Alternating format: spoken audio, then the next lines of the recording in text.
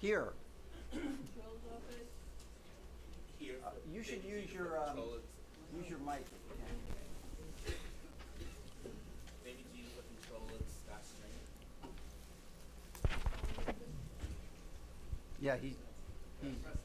Yeah, press the button on Controller's the office. microphone. David Jeter for You gotta hold controller, it down. Scott Stringer. You gotta hold it down. It's on. Controller's office. David Jeter for controller, Scott Stringer. Public Advocate's office. Present. Borough President Manhattan. Borough President Brooklyn. Borough President Queens. Borough President Staten Island. Borough President Bronx. International Brotherhood of Teamsters. Here. Transport Workers Union. Here. District Council 37. Here. We have a quorum. Thank you very much. Now let's move to the teachers' retirement system. Patricia? John Adler, Yes, present. Thomas Brown, Here. David Kaczynski, Sandra March. Be a present. Charlotte Bayer, not here. Susanna Vickers, Here. we do have a quorum. Thank you very much. Let's move to the fire department pension fund. Mr. Adler, Yes, present. Ms. Susanna Vickers, Here. Mr. Antonio Rodriguez, Must have problems Mr. for Steve everybody. Casti, Eddie Brown has Steve Cassidy's problem. Close that, yeah. and Mr. James Levin, Eddie Brown has James Levin's problem. and Mr. Eddie Brown. Here. Mr. John Kelly, Vin Speciale, proxy for John Kelly. Mr. James McGowan, Here. Mr. John Farina, Here. Mr. Paul Furrow, Here. Mr. Thomas Phelan, Here. Commissioner Douglas White. Here. Thank you, Lee. And now for the police pension fund, Kevin? Representing the DEA. Representing the SBA.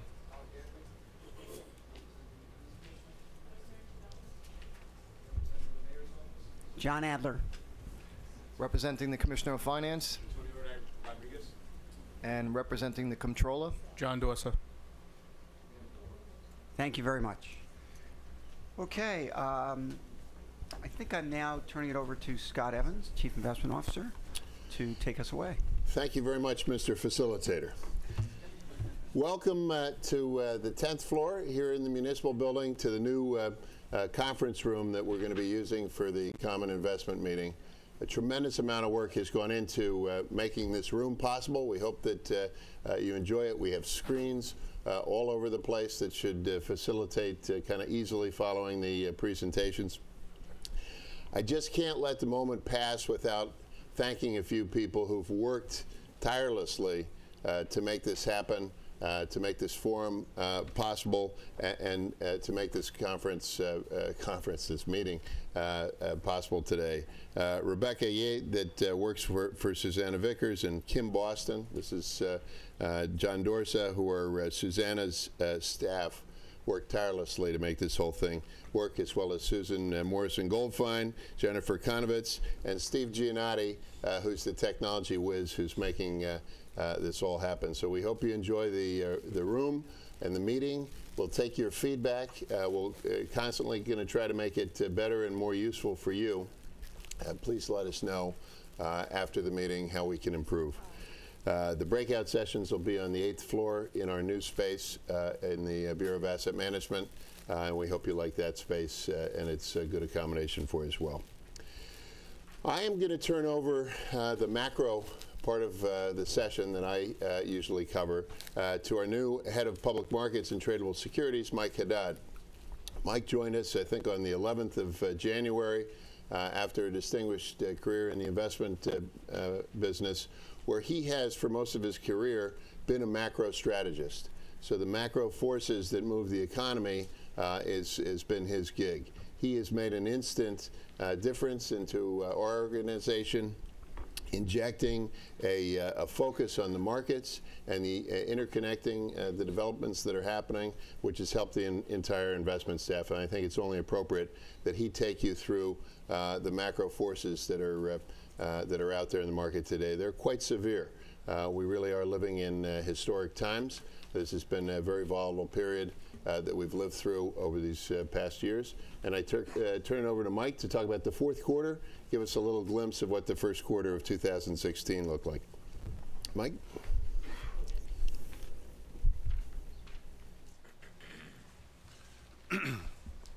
Thanks for the intro, Scott.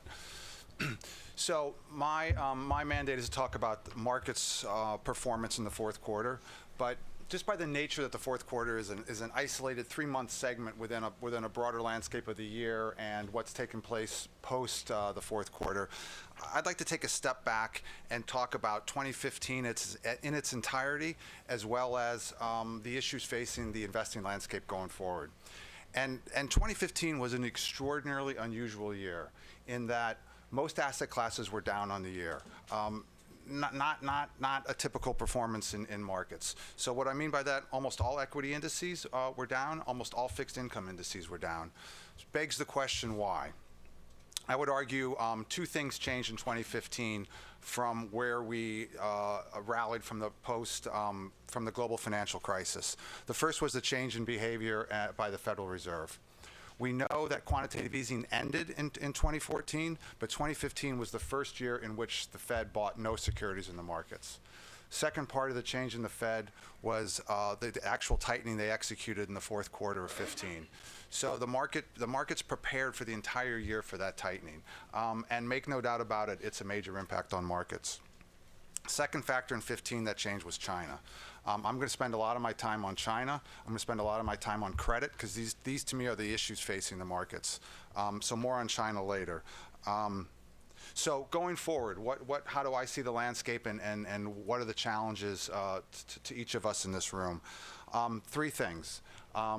Again, China.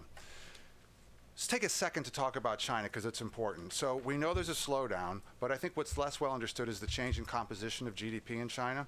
For the past 20 years, they have been an economy driven by, I'll use these words, either one of these. Net exports or manufacturing is one component of the growth, and fixed asset investment was the other. Fixed asset investment was them building out their cities, building out their infrastructure, building out their railways, building out their airports in order to allow the migration of their people from the rural areas to the urban areas. That has largely changed. That has largely been accomplished. So what's China's change in composition of growth mean going forward? It's away from net exports and fixed asset investment to consumption of goods and services, which spills into my second point of concern going forward, and that's the drop in oil and commodities. And China's end of their fixed asset investment period has reduced the demand for a lot of major currencies that are tradable in the world today. Talking more about copper, iron ore, aluminum, so on and so forth. The oil drop is a different drop. It was more about a change in supply. So that's supposed to be a positive thing, and we'll get to that later.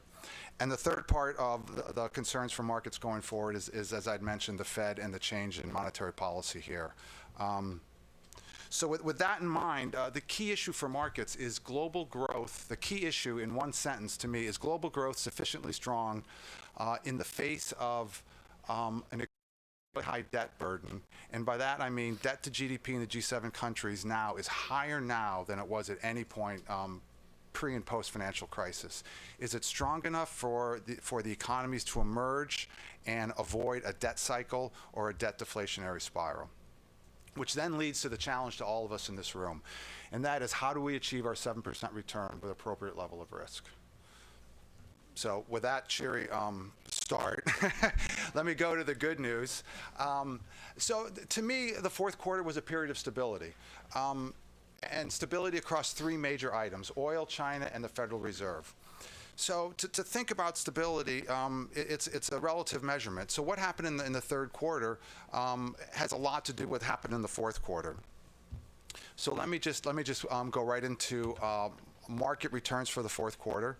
The second column, you'll see the various indices that we're showing returns for, and that you'll hear later through this afternoon that many of your portfolios are measured against. So the third column is the returns in the fourth quarter. And as you can see, equity markets in the fourth quarter were all up. Fixed income markets for the fourth quarter were all down.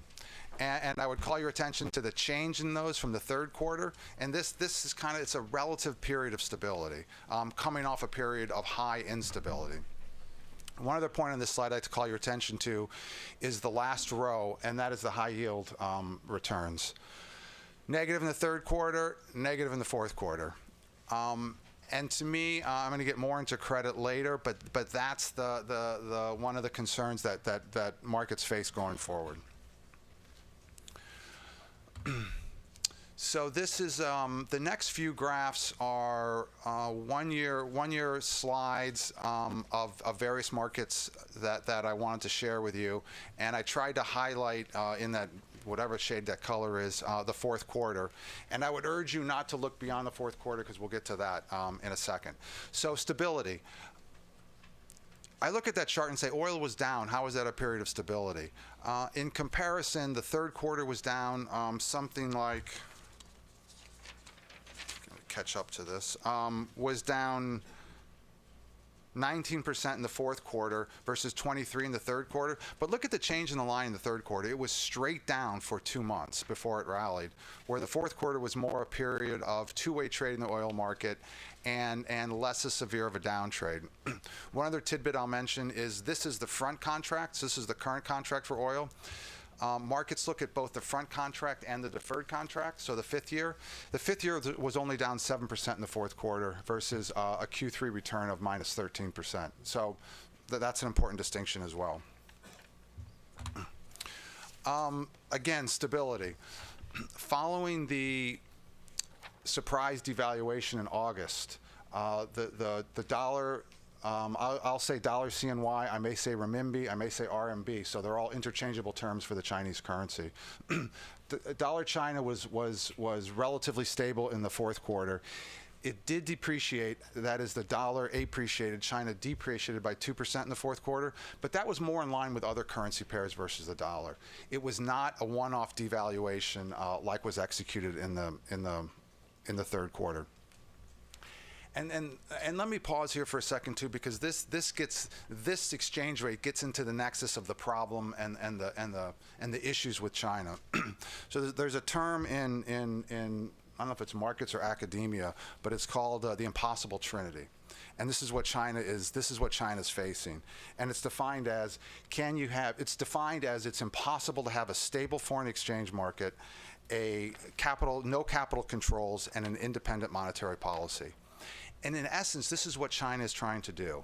They are trying to have an open capital account, at the same time limit the amount of outflows as their reserves are draining. They're trying to stimulate their economy with easier monetary policy. And they're conflicting objectives. It's not doable. And it's a source of concern for the markets, and it's what anyone who wakes up in markets in this time zone, the first thing they look to is where was the dollar CNY overnight. So on the theme of stability, this is a slide of the Chinese stock market. For those who are in the weeds, these are the A shares. And in the fourth quarter, and before I proceed, one little thing about the scale on this chart, I probably didn't scale this one right. Each of those increments on the left axis are 500 points of measurement in the Chinese stock market, which is roughly 16%. So in the shaded area, this stock market was up 16% in the fourth quarter. But we have to bear in mind that was versus minus 25% in the third quarter. So again, stability. And I think this graph, this slide highlights in one slide stability in the fourth quarter. And this slide is volatility in three major stock markets, US, Europe, and Japan. And as you can see in the third quarter, the spikes in volatility, which followed shortly after the Chinese devaluation, and how, for the most part in the fourth quarter, these measures of volatility all decreased going into the quarter. And again, I know we can't help but look ahead, but obviously once the calendar turned, it was a very different environment. So my last slide on stability has to do with the Federal Reserve. And one would think for the first rate hike in 10 years that this would not be something that was stability lending, but rather instability. And I would argue it was stable for a few reasons. And that was that the Fed very successfully telegraphed what they were going to do, which allowed markets to anticipate it. So on this slide, I have 3 key statements from the last 3 FOMC meetings in 2015. And through the use of the FOMC statements, the Fed very successfully was able to guide the markets into what they were doing and why they were doing it. So I'll just go to the bottom box. When they actually tightened in late December, they used the word gradual adjustments. So what does that mean? That means the Fed is going to move rates higher in a very gradual way and very dependent upon how markets and economic activity in the country develops. And they've been true to their word. They didn't move in January. They're meeting today. We'll hear from them today. But they've made it very clear that they're going to go through this at a very gradual pace. This slide is my attempt to show you how fixed income markets took the rate hike by the Fed. So the pink line, I know that's shaded pink, but the other pink line shows the Fed rate hike in December, and that's measured off the axis on the left. So that shows you the date that the Fed hiked rates. The top line is the yield on the 10-year note. The bottom line is the yield on the 2-year note. And you can see how well these markets anticipated the movement in the funds rate. And the 2-year note is the one that's more sensitive to the Fed. I kind of like to think the 2-year note is more global, while the 10-year note is, I'm sorry, the 2-year note is local, while the 10-year note is global. So the 2-year note completely anticipated this movement in the funds rate.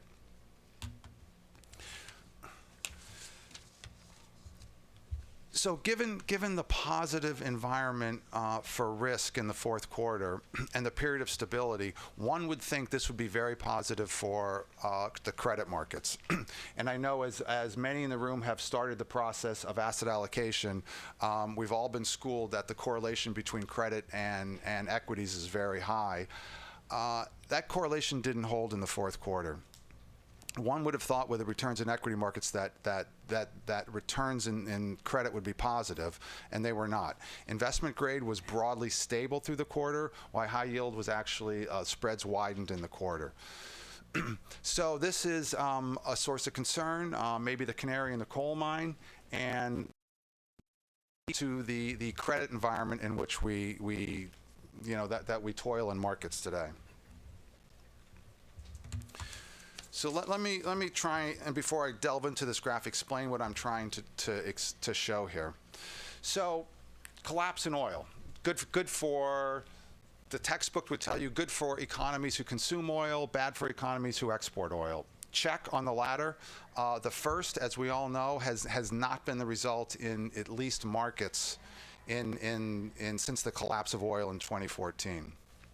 So the correlation is clear. It is what it is. The causation, I would argue, is up for debate. So let me delve into the slide and tell you what I'm trying to explain. So starting in the upper left-hand corner, oil price decline. So what does that lead to? Point 1, clearly straightforward, energy debt and energy prices weaken. That leads to point 2 about concerns on the impact on banks' balance sheet. Why is that different this time around?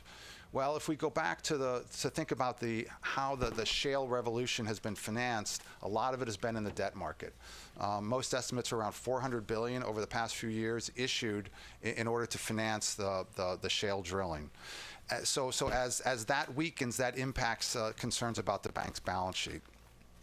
So the third point is about oil-producing countries and their reserve accumulation. So what do I mean by that? So think about oil-producing countries. Think about the Middle East. Think about their balance sheet. Their asset side is all oil revenues. Their liability side is the expenses they incur to run their country, the social services, and all the other services required to run a country. So the asset side is plunged. The liability side has stayed fixed. Their budget balances, which were very positive, have turned negative. So to meet their deficits, they have been selling securities out of their sovereign wealth funds, out of their FX reserves.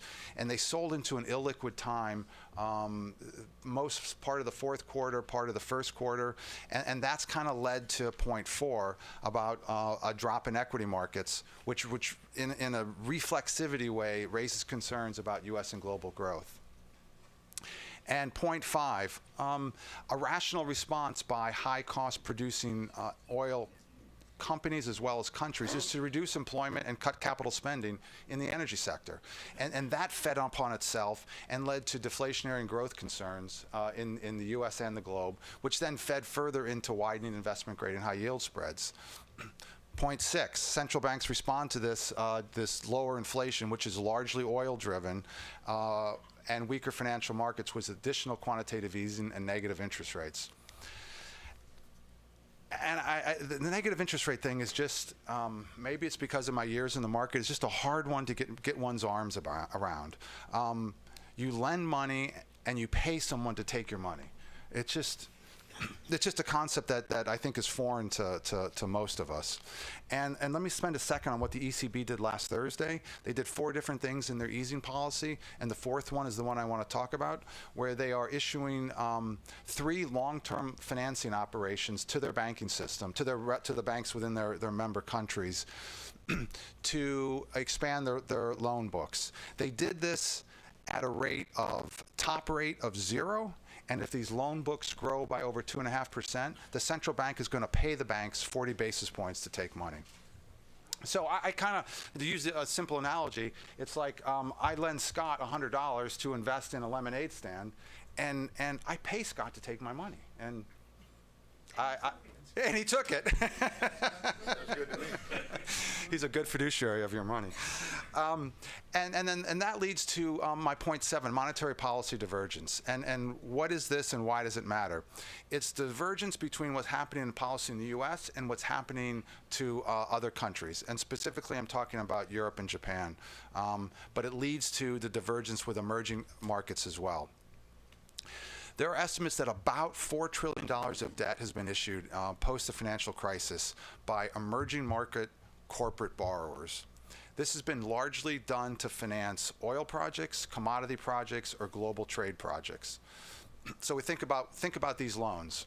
The asset side of the loan is deteriorating as commodities have gone down and global trade is contracting. And the liability side, so these emerging market corporate borrowers owe dollars.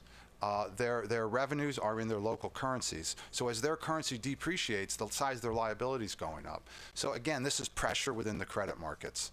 And the credit markets, to point 8, are part and parcel of the banks. It's led to additional pressure on the banking stocks through a variety of ways. So I don't know whether this slide is good news or bad news. These are the market returns as of last Friday in the 4th column, same indices as I showed you before. You look at them on the surface and you're like, neither alarming nor positive. But if we recall, mid-February, the Russell 3000 was down something like 11% at its worst, maybe 8%. EM markets were down something like 11% at their worst. So we have seen a significant bounce back.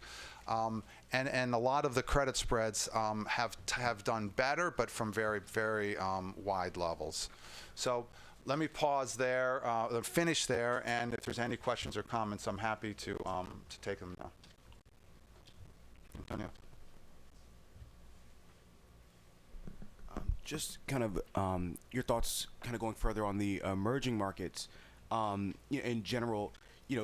Do you see how long do you essentially see these issues kind of playing out?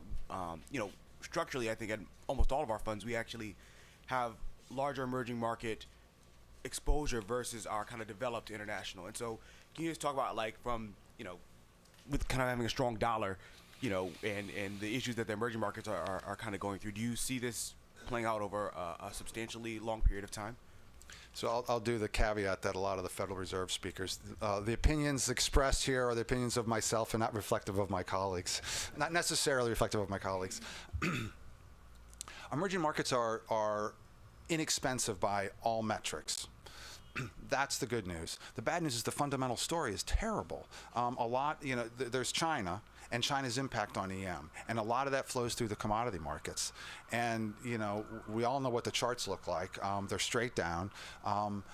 The good news there, they're at levels of near levels of the cost of production. So a rational producer is going to stop producing when it falls below that. So this should self-correct. And from the lens again that all of us here undertake our responsibilities is with a 5 to 10 year horizon. So over the 5 to 10 year horizon, I have a expected return that's similar to what you've seen in your asset allocation studies. The next 12 months. Thank you. I figure you anticipated kind of where I was getting at, whether or not, as we're setting our asset allocation, thinking about, whether or not, kind of where to go with our international exposure. Thank you. I'm wondering why. Got a pressure button.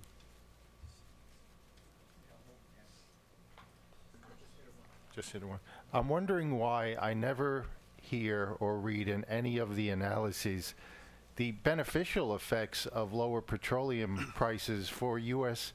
consumers, where I was paying, for example, $4.25 per gas. Now I'm paying $2.30, and home heating oil and so forth. That's a tax break to hundreds of millions of people, but I never read anything or hear anything about it, only the bad impact of declining oil prices. So I was wondering if you could comment on that. There is unequivocally a positive effect upon it. And our GDP calculation, if you remember from your freshman economics or 8th grade economics, whatever it is C plus I plus G plus net exports. C, consumption, has been rock solid for the past 2 years. And with very little volatility, something like 2.5% to 3% for 6 of the last 8 quarters. And this is in spite of the volatility of markets, the volatility in other parts of the GDP components, the volatility across the rest of the world. So I would argue that absent the benefits from lower oil prices, that consumption in this country would not be as steady and solid as it has been.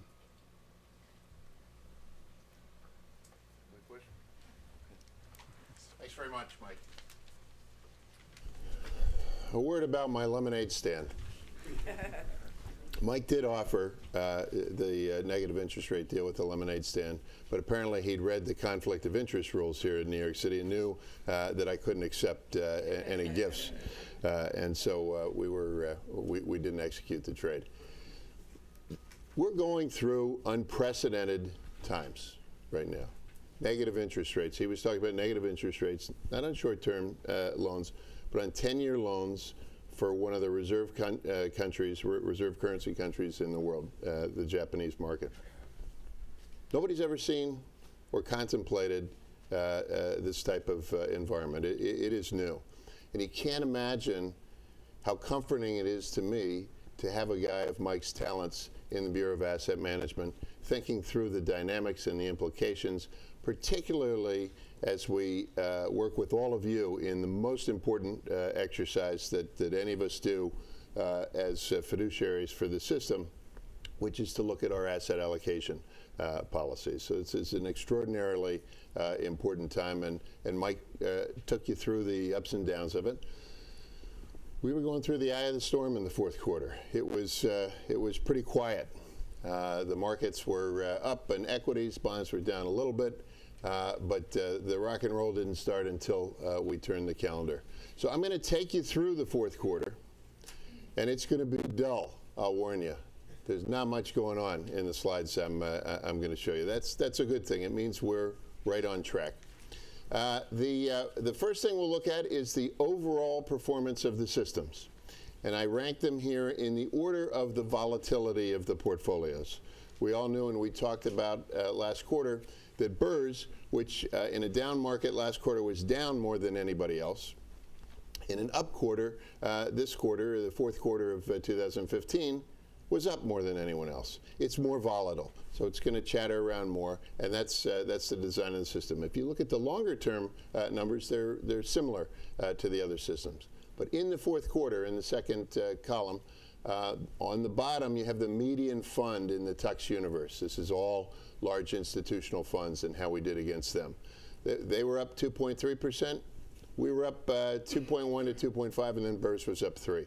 You look at the longer periods of time, the industry was up about 8%. We were up, plus or minus 50 basis points on a 3-year basis. Same sort of trends. The 5-year, we're right on the average. So we are producing typical returns of large pension plans, endowments, et cetera. This is anything over $10 billion in the Tux universe. It's decent.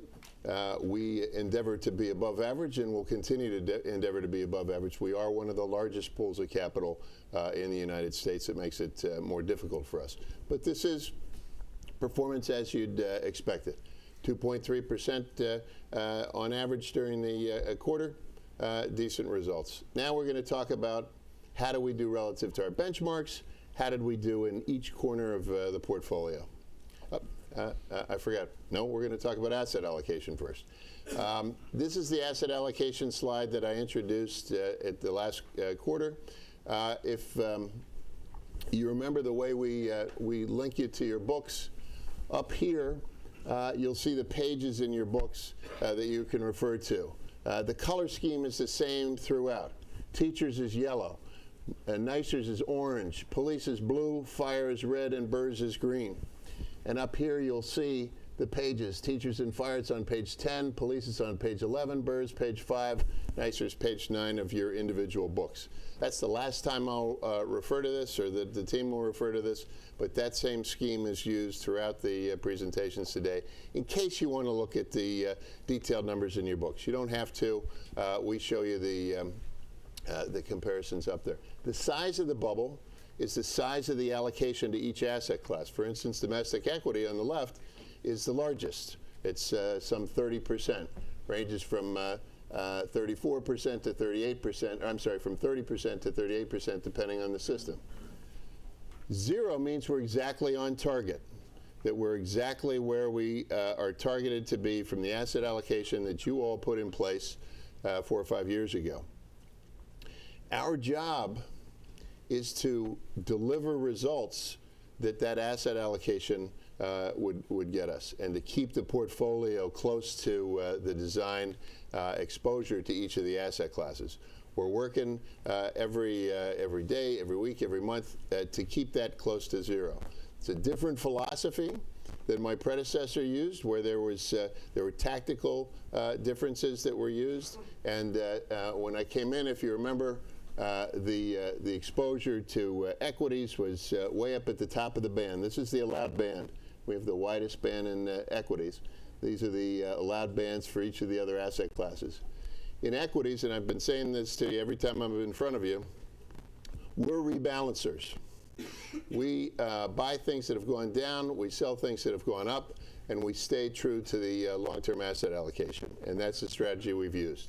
There has been an exception to that, which I also talk about every month, and that's in the fixed income area. This is equities, right on plan for domestic equities, international, emerging, hedge funds, private equity, REITs, real assets, almost exactly on plan.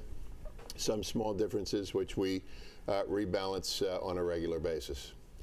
In the fixed income area, it looks a little different, and that's because we have an underweight in Core Plus 5, our core bond index, and an overweight in cash. Well, that has more to do with our definitions of what's cash than anything else. A big part of core fixed income, if you look at the Barclays aggregate, about 45% of the Barclays aggregate is in Treasury securities. Okay, both the Core Plus 5 and the cash are held in treasuries. When you put those together, the weight that we have in treasuries is pretty similar to the weight that we have in our index.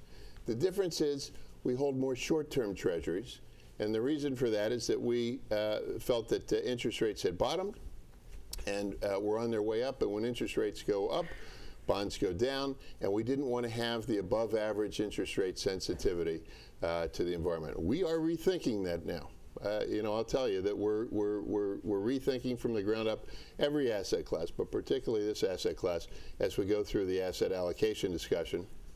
And as you know from our individual discussions, this very issue is controversial among our various consultants, and we'll be having a special session to get to the details on that.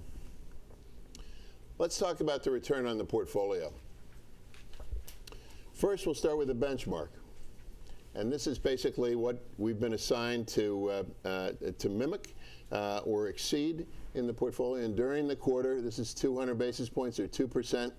The benchmarks for the 5 systems were a little above 2%. Bird's a little more above 2% because remember it has extra risk, extra exposure to equities. How did we do? Well, if you eyeball it, looks pretty similar. But just to help you out, we calculate the difference here. This is just the difference between the portfolio and the benchmark. With the scale being 600 up and 600 down on the bottom side, you can't even see it. It looks like there's nothing going on. Bird's slightly positive. So I'm going to blow it up so you can see it more closely.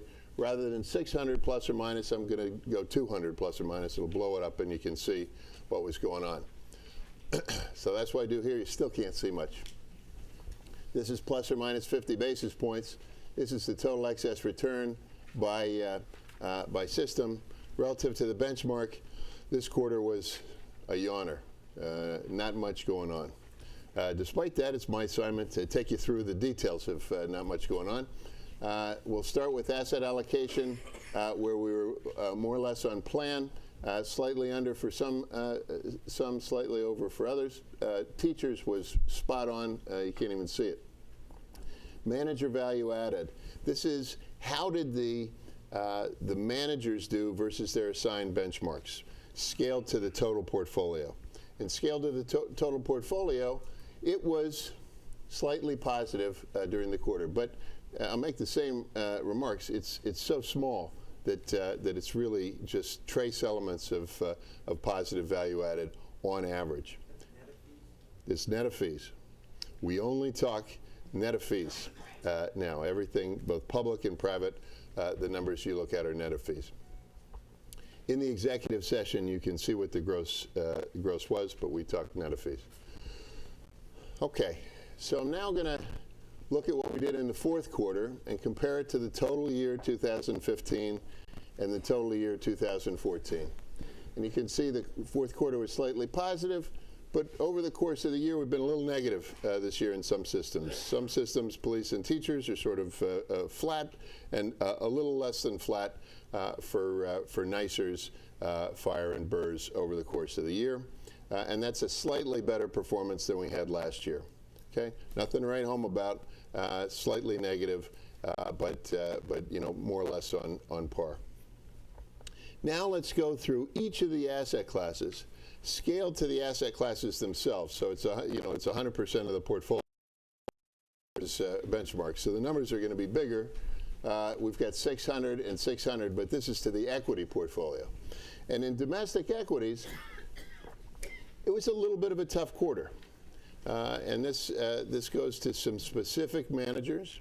John Mersberg, when he gets up here this afternoon, who's our asset class head in domestic equities, is going to go through the results for the specific managers that had trouble during the quarter. Not a disaster, but I would point out that domestic equities was down. So listen carefully to John, and he can talk about the managers that have underperformed, who we visited, what we think about the managers, do we still have confidence in their process, et cetera.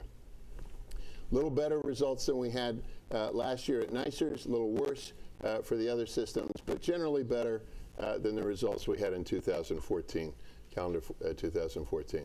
I'm going to use this same slide with the same scale as I go through the rest, so I won't repeat what we've got. Remember that your page numbers are up in the top. This is the weight that each of the systems has in the asset class, and it's the same as the size of the bubble in the asset allocation. Domestic equity from 30 to 38%. So you can see that on the right. Okay. Developed equities, more or less flat in the fourth quarter in what was an off year. And we discussed this in past quarters. Tatiana and John have been through the issues that some of the managers have had. We generally have confidence in the managers, and they had flat results during the quarter. Emerging equities, flat to up results. Fire and police have a slightly different mix because in emerging equities, some of the funds stay out of certain markets and have a slightly different mandate. Fire, police, and the managers, they had did a little better. In fixed income, and this is all fixed income, core plus fixed income is treasuries, mortgages, and investment grade credit. And it's a big part of the portfolio. As you can see, 15 to 18% of the portfolio. Absolutely flat with the benchmark during the quarter, and it has been flat pretty consistently over time. This is net of fees. This is what you'd expect. There's not a lot of rock and roll in the core plus area, and there's not supposed to be. It's there to dampen volatility for the portfolio. Tips, even duller relative to benchmark because we're basically indexed. So we're right on the index during the fourth quarter. Economically targeted investments. This is a part of the mortgage portfolio. This is affordable housing loans that we do, a lot of direct lending. Brian Cook does this. It's been very positive as interest rates were going down for dynamics that he's explained in the PPAR program. Had a little interest rate sensitivity going the other way in the fourth quarter. We were a little down relative to benchmark, mostly in the PPAR or direct lending portfolio. If you look at the other parts of it, it was more or less on target. And Brian, I'll take you through the details.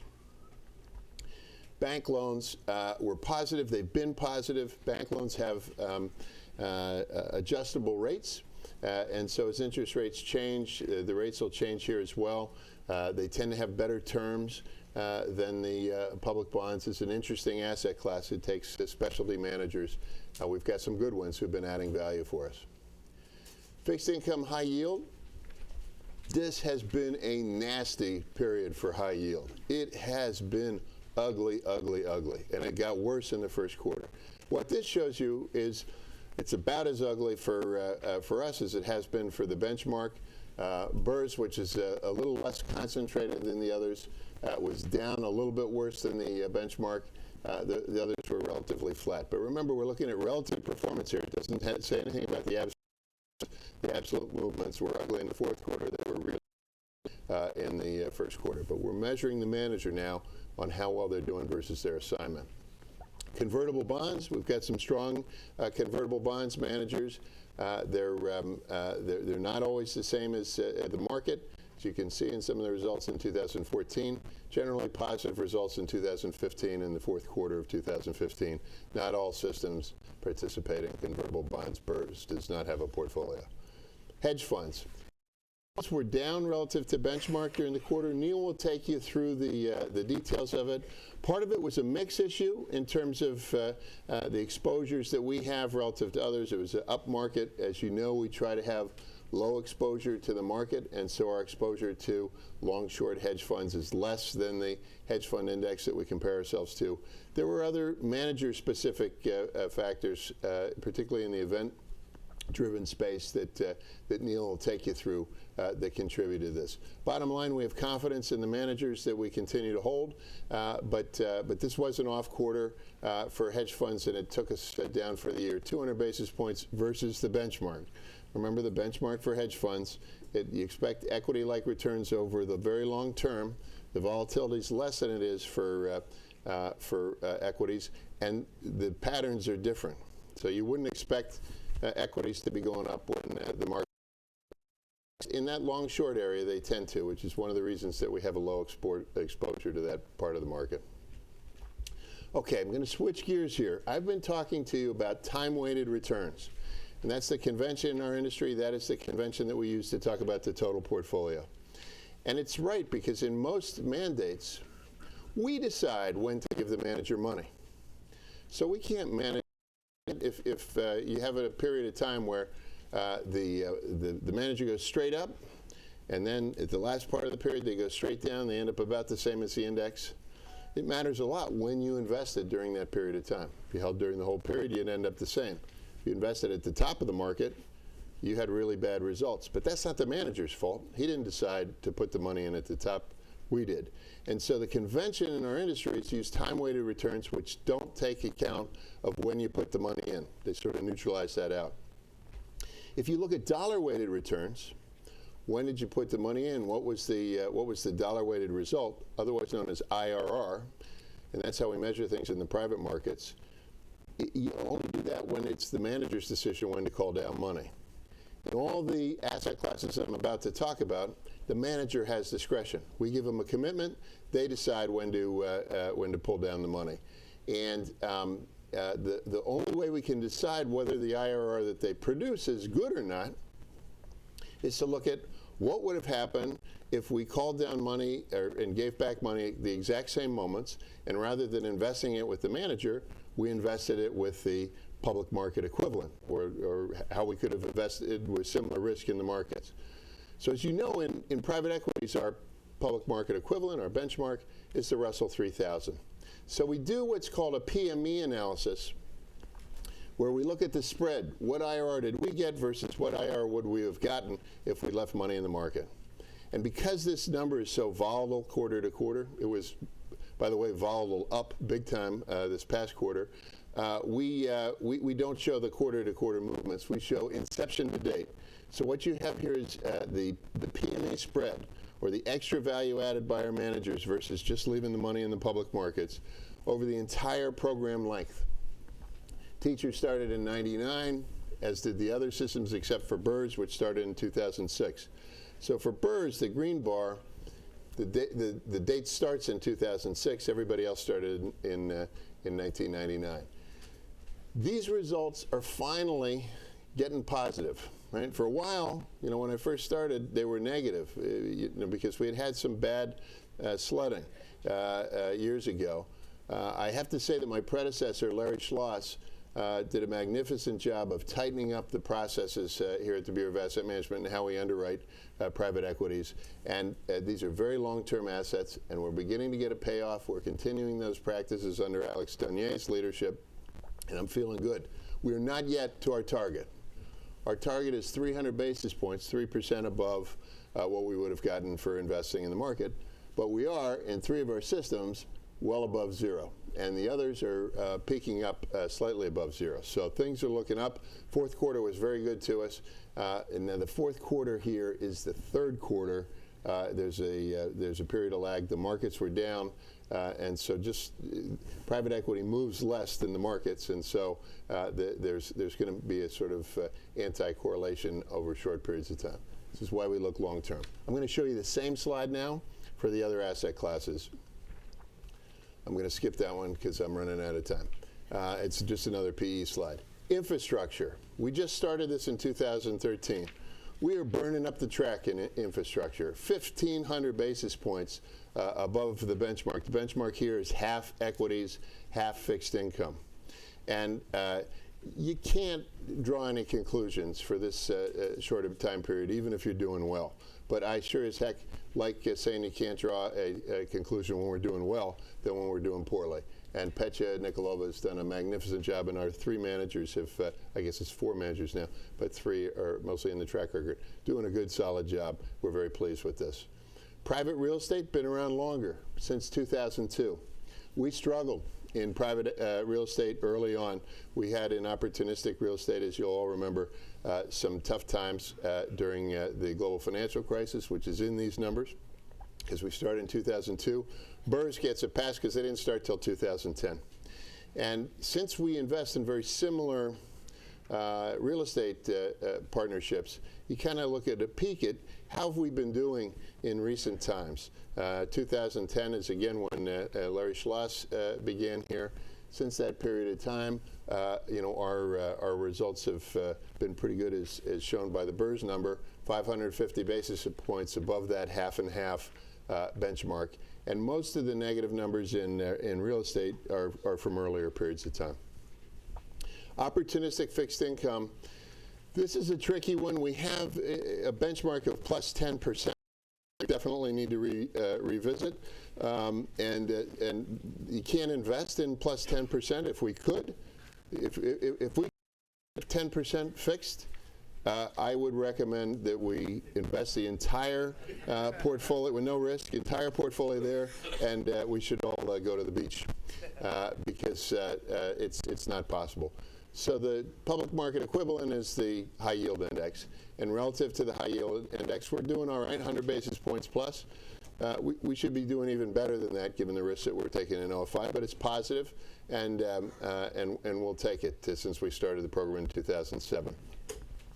So that's a quick tour through this. I can see from Susan's charts in the back that I'm way past my time. I can take quick questions if there's any on the performance. Otherwise, I'll pass it off to our next speaker. Okay. I'd like to bring up Miles Draycott, who's our Chief Risk Officer. Miles joined us last year, and we assigned him during his first period of time to look into operational risk. So he was not allowed to look at market risk and so forth because we had so many operational issues to deal with, and you had 398 pages of that from Funston. Many of the things that you'll hear about this afternoon in terms of our new initiatives, new data initiatives, new projects, later this morning, Miles and his team uncovered. But what we're doing now, that we're well on the road to putting new systems in place, is to look at the riskiness of the overall portfolio and the reports that we use to judge it. So Miles is going to give you a quick tour through that, and then I'll come back to talk about strategy. So Miles?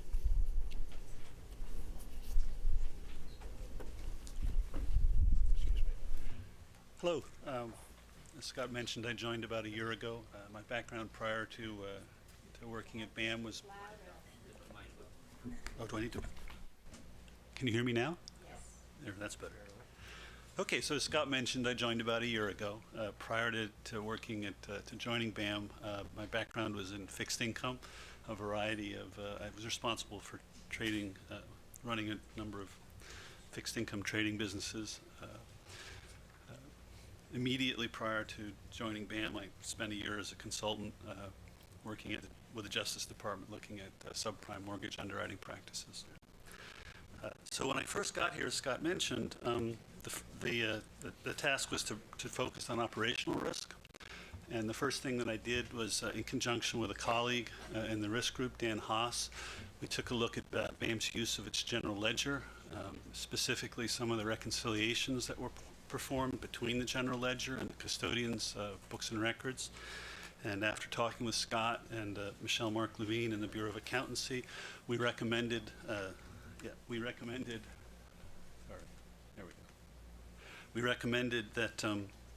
that BAM replace its the third-party general ledger it licensed with one provided by the custodian, and that implementation is underway, and we'll probably talk more about that later. I'm sure Kara will. The next thing we did was to focus on some of the performance measurement metrics. We put in place a means of the City of New York has very complex subjects its public market managers to very complex fee calculations. So they weren't being performed. We developed an application that allowed that automated the calculation of these fees, which enabled performance fee reporting in the public markets, and we have been, as Scott mentioned, reporting net of fees now for almost a year. In the same vein, that of performance measurement, as Scott alluded to, we were very interested in being able to compare the IRR from a private market investment to the IRR that would have been available had an equivalent dollar amount of investment been made in a public market equivalent. We assisted Scott in developing an application that allowed him to do those comparisons very quickly, and enabled him to choose any number of public market indices, investable indices, as the comparison. The next thing that we did is, in conjunction with the Controller's Office of Bureau of Information Technology, we laid the groundwork for producing more fulsome risk reports. We did that by creating what we call a data warehouse. We automated the loading of data regarding the holdings, from the custodian's records into a SQL database that's maintained here in the building on the 12th floor in conjunction with the Bureau of Information Technology. So turning to what we're focusing on in 2016, we are going to, as I say, work with Kara and the Bureau of Asset Management to see that, the Bureau of Accountancy, to see that this new general ledger is implemented seamlessly by the end of the fiscal year. We've also identified a number of what I would call, let's call them application needs. The first of which was a kind of an automated trading system. The Bureau of Asset Management invests cash, short-dated securities. We're responsible for causing the Bureau to implement something called the Bloomberg AIM system. What that allows the cash desk to do is execute a trade via Bloomberg, and have that executed trade actually feed directly through into the records of the custodian. So it reduces error due to having to double entry a transaction, one in an execution system and a second entry into the books and records. It also enables us to gather a lot of data about our holdings from Bloomberg, both data about investments the cash desk makes, but there's a subsidiary benefit which allows us to obtain data about all of the holdings that our third-party managers have investments they've made. The next sort of application need that we identified is that of a CRM system. For those of you that are familiar with the acronym, or well, for those of you that aren't, think Salesforce. CRM systems are basically a means of tracking the flow of information between an entity like the Bureau of Asset Management and all of the counterparties it deals with. So proposals received via email, appointments that are in a calendar, any dialogue. It allows you to quickly load those pieces of information into a searchable database. It also creates a facility for tracking workflows. So Scott's pushed very aggressively, or caused the re-engineering of our due diligence process, and having a CRM system will help immeasurably organize that process. It lays out dates by which we're expected to receive certain information, ticklers if we haven't received it. So I think that's going to be a very useful, important and useful software application. The final sort of application need that we have identified, as early as last year, it was that for what I call a cash management system. It's the acronym there that's sometimes used in the trade is TMS, Treasury Management System. In addition to tracking information flow through the Bureau, we want to track cash. I think it's kind of important to have a record of all movements, either into the Bureau or out, have an electronic record in one place of all those movements. So we want to track contributions received from the city, from payroll, from whatever source. We want to look at we want a record of where the money was invested, when it was moved from one investment manager to another as a result of a rebalancing decision. And then finally, we want to track the disbursements of cash to beneficiaries or to any entity that we have a contractual relationship with. So there's kind of a record-keeping desire there, but more importantly, there's But by doing this, by creating this, we want to be able to project the liquidity of the systems, because we think that it's only by understanding the future liquidity that we're going to be able to maximize the return on the corpus. So that's a very important subsidiary benefit of a Funston. If any of you have looked at the report, refers to cash drag. Well, the way to fight that is to know with certainty how much cash we expect to have on hand in the future. And finally, a project we're kind of in the middle of now, again, this is working closely with Kara, is building out the infrastructure that's necessary given the controller's insistence on fee transparency. In the fourth quarter of last year, Scott sent out an email to every alternative manager demanding a record of the returns those managers had generated and the fees that had been charged the systems in order to produce those fees. So we requested this information come in a very specific, per a very specific template. We're starting to receive that data. In the very near future, we're going to communicate a similar demand, which is that all notices of capital calls and disbursements received from a GP are sent per a industry standard template. There's a trade organization called ILPA, which has prescribed this. We're going to insist that our managers adhere to it, submitting these requests or submitting these notifications. And then the other demand that we're going to make of the manager, all quarterly GP. This template stipulated, the second template stipulated by ILPA, again, this trade association. So the infrastructure we need is to be able to consume this data. Once we've got it, what do we do with it? So by consume it, I mean two things. I mean, we want to ensure that it flows directly into the, oh, sorry, I'm getting away. Thank you. There we go. I am on this page, yeah. So by consume it, I mean two things. We want to make sure that the data flows directly into the accounting system. We don't want a manual process sort of interfering with that. And I also mean, by consume it, I also mean we want to ensure that the asset classes have the means to inspect the data and understand, use it to understand of a manager. So we want a performance dashboard that's useful. So that's as I say, that's a project we're in the midst of now, trying to evaluate how we're going to respond to that need. So there are a number of projects that have been undertaken really the first quarter of the year. One of them is to automate our rebalancing analysis.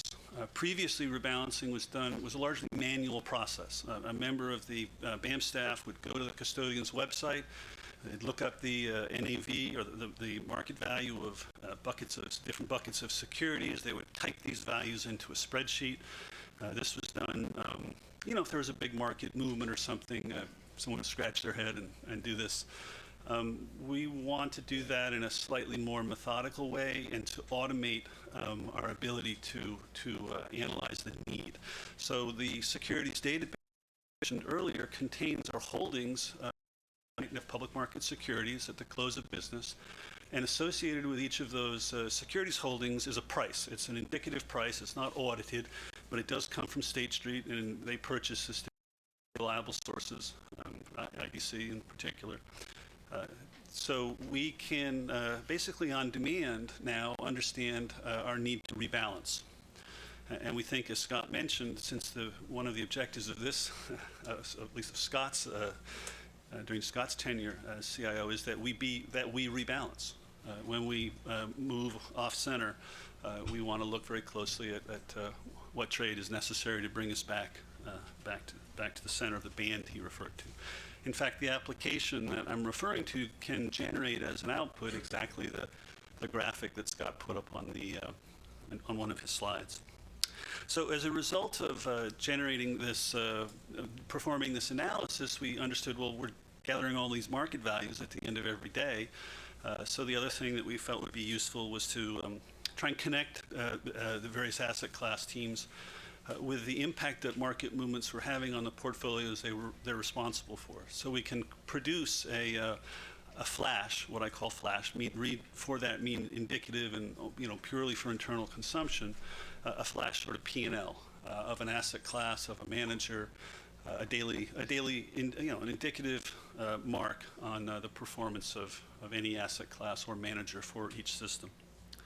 So the other project that we've been engaged in is to expand on reports that were being generated by an application that was licensed before I got here, Investor Analytics. You've all received a kind of an expanded risk report that we've been putting together over the last few months. Since the beginning of the year, Scott has put in place weekly investment committee meetings, and we have been going through that report at these meetings. It is still a work in progress, so input is gratefully received. You can expect it to become more fulsome over time. And as I will mention later, we're looking at some other applications that will allow us to produce more fulsome risk reports. So another project that we are working closely with the ETI group on with Brian and Chris, is to mark to market for the first time the rate lock obligations, the rate lock options that they make available to potential PPAR borrowers. We're going to prescribe a methodology for marking to market what are essentially interest rate options, and put in place a process for valuing those. The final thing I already alluded to is we are going to be looking at 2 or 3, possibly 4 different risk reporting, risk analytics packages. The object here is, as I mentioned, to create more fulsome reports for you, but and certainly Scott and the the audience at the investment committee meeting every week.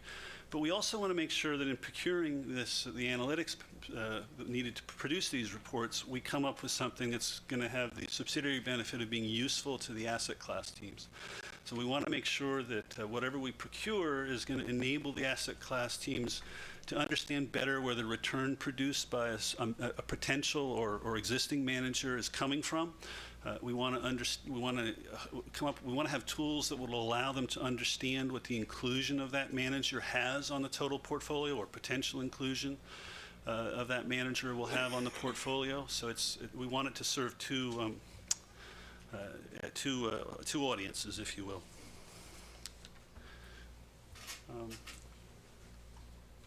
So maybe I should stop. Any questions so far? I carry on with the second part of it. So we've distributed to all of you this initial version of the risk report, and I'm sure many of you are familiar with some of the concepts that are set out. I just want to touch on several of them, although I'm sure half the audience is already familiar with some of them. So the most important metric in the risk report, or it is in the risk report generated by almost any financial institution these days, is VAR. VAR is it's basically a probable loss. It's specific to a certain confidence interval. It's specific to a certain time interval. So here we look at given a 95% confidence interval, the probable the loss over a single day. So what that means is there's, in our case, and this is the aggregate portfolios of the 5 systems, there's about a 5% chance of a $1.32 billion loss roughly every 20 days. So the math is kind of portrayed in the graph there, but it's a very conventional calculation of value at risk. So, and we kind of express it here as a ratio. The ratio is, the NAV, the ratio of the market value of the securities held by the systems to the 95% one-day VAR. Just to repeat an important bullet point, VAR is not a worst case. There's no guarantee it won't exceed. Losses won't exceed VAR. In fact, they will. And that phenomenon is called a VAR break. And let's leave it at that. Another concept I want to touch on is what's called component VAR. Now, component VAR attempts to attribute to each asset class the portion of the portfolio VAR that asset class is responsible for. So it can be calculated directly by looking at the correlations between each asset class and its VAR. But the easiest, most intuitive way for me to understand it is to think of it as the change in VAR of a portfolio if a particular asset class were to be deleted from the portfolio. So the 2 pie charts here, again, will convey something you probably all have an intuitive understanding of already, and that is the risk is all coming from equities. Roughly.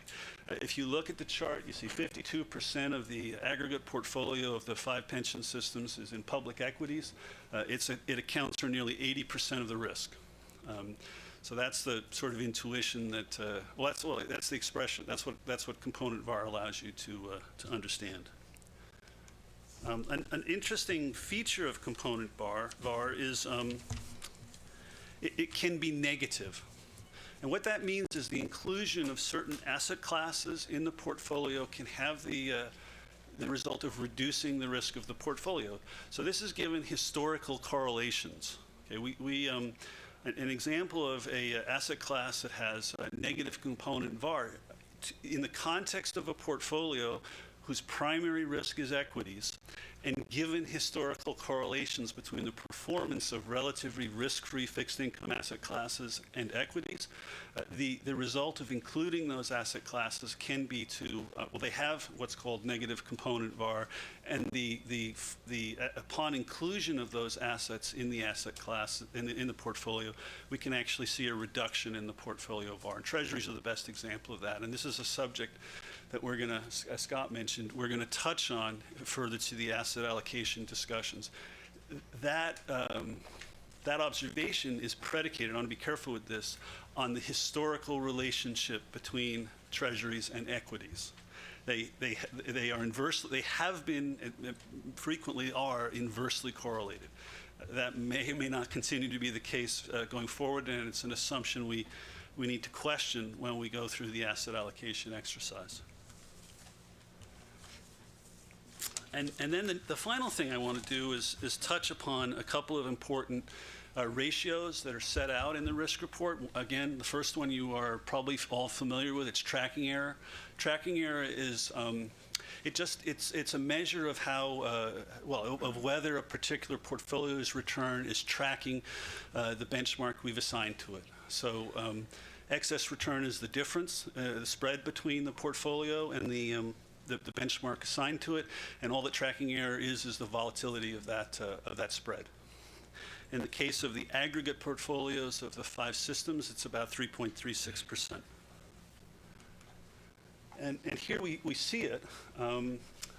So tracking error is calculated on the performance of the trailing 12 months.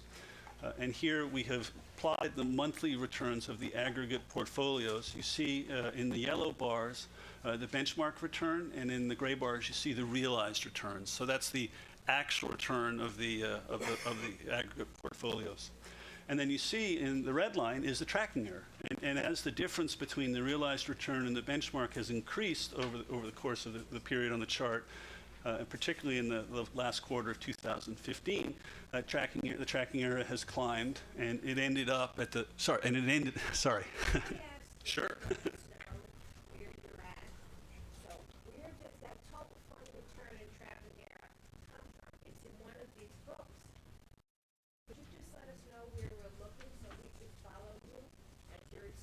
Oh, I'm sorry. Scott, do we know what page in the book? Page 79. It's I'm told it's page 79. In which booklet, so everyone knows? Oh, sorry about that. I should have probably done that at the beginning. The agenda package. Non-investment agenda book that everybody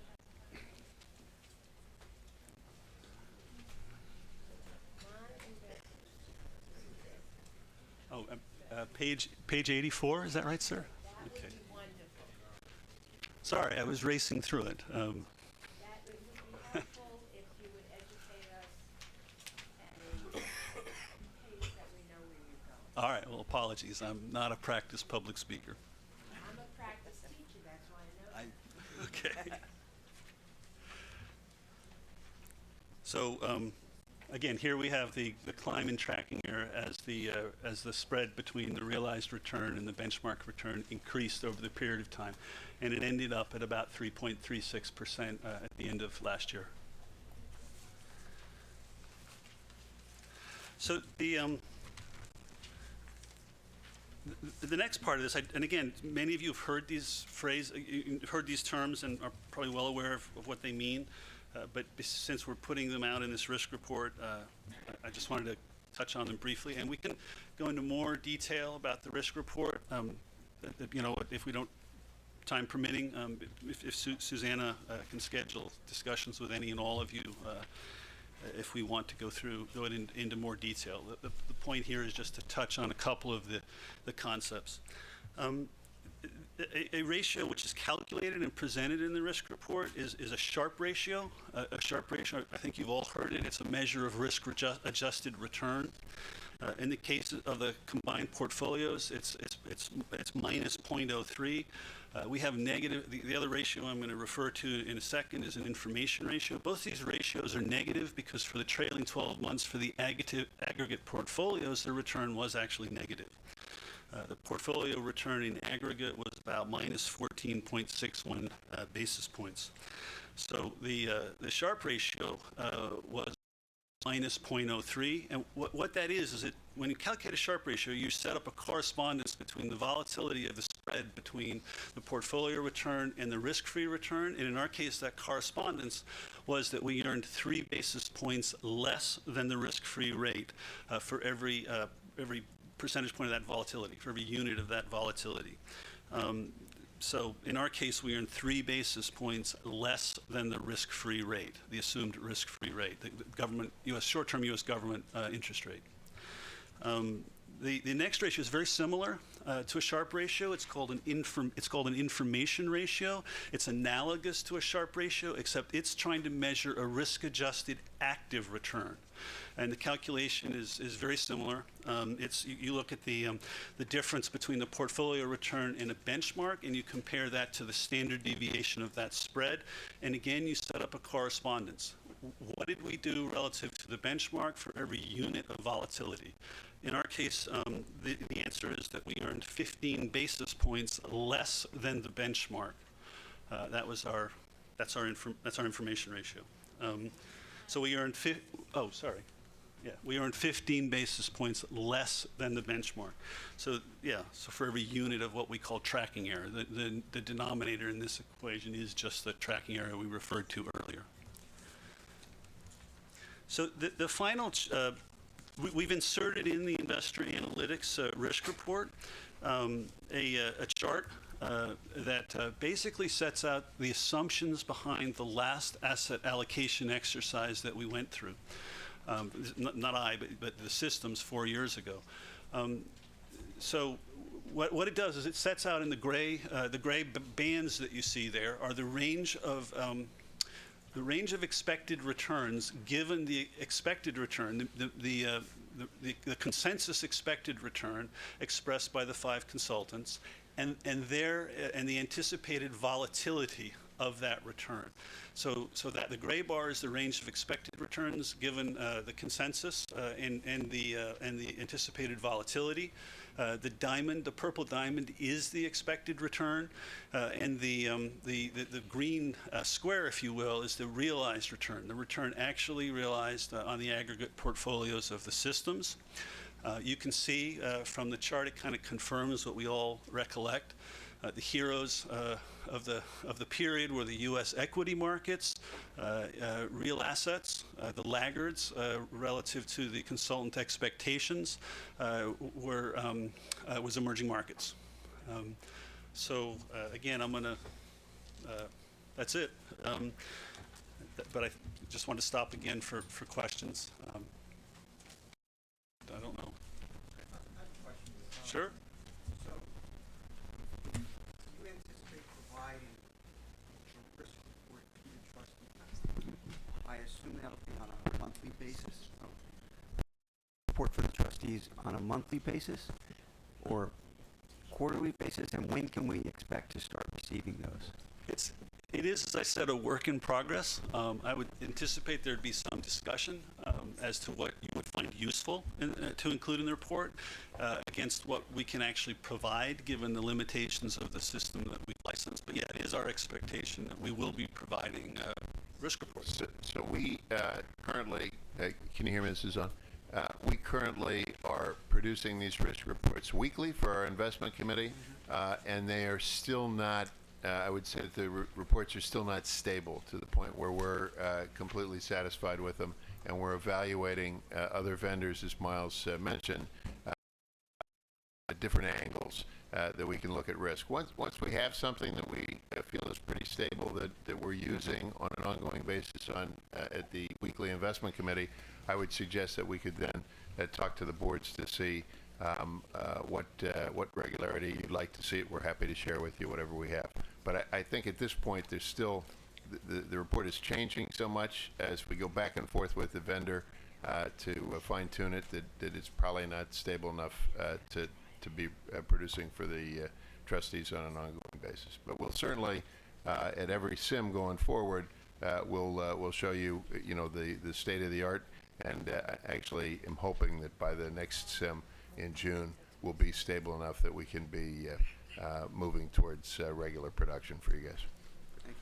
Yeah, it is certainly the intent that we get on a schedule of, regular schedule of distribution.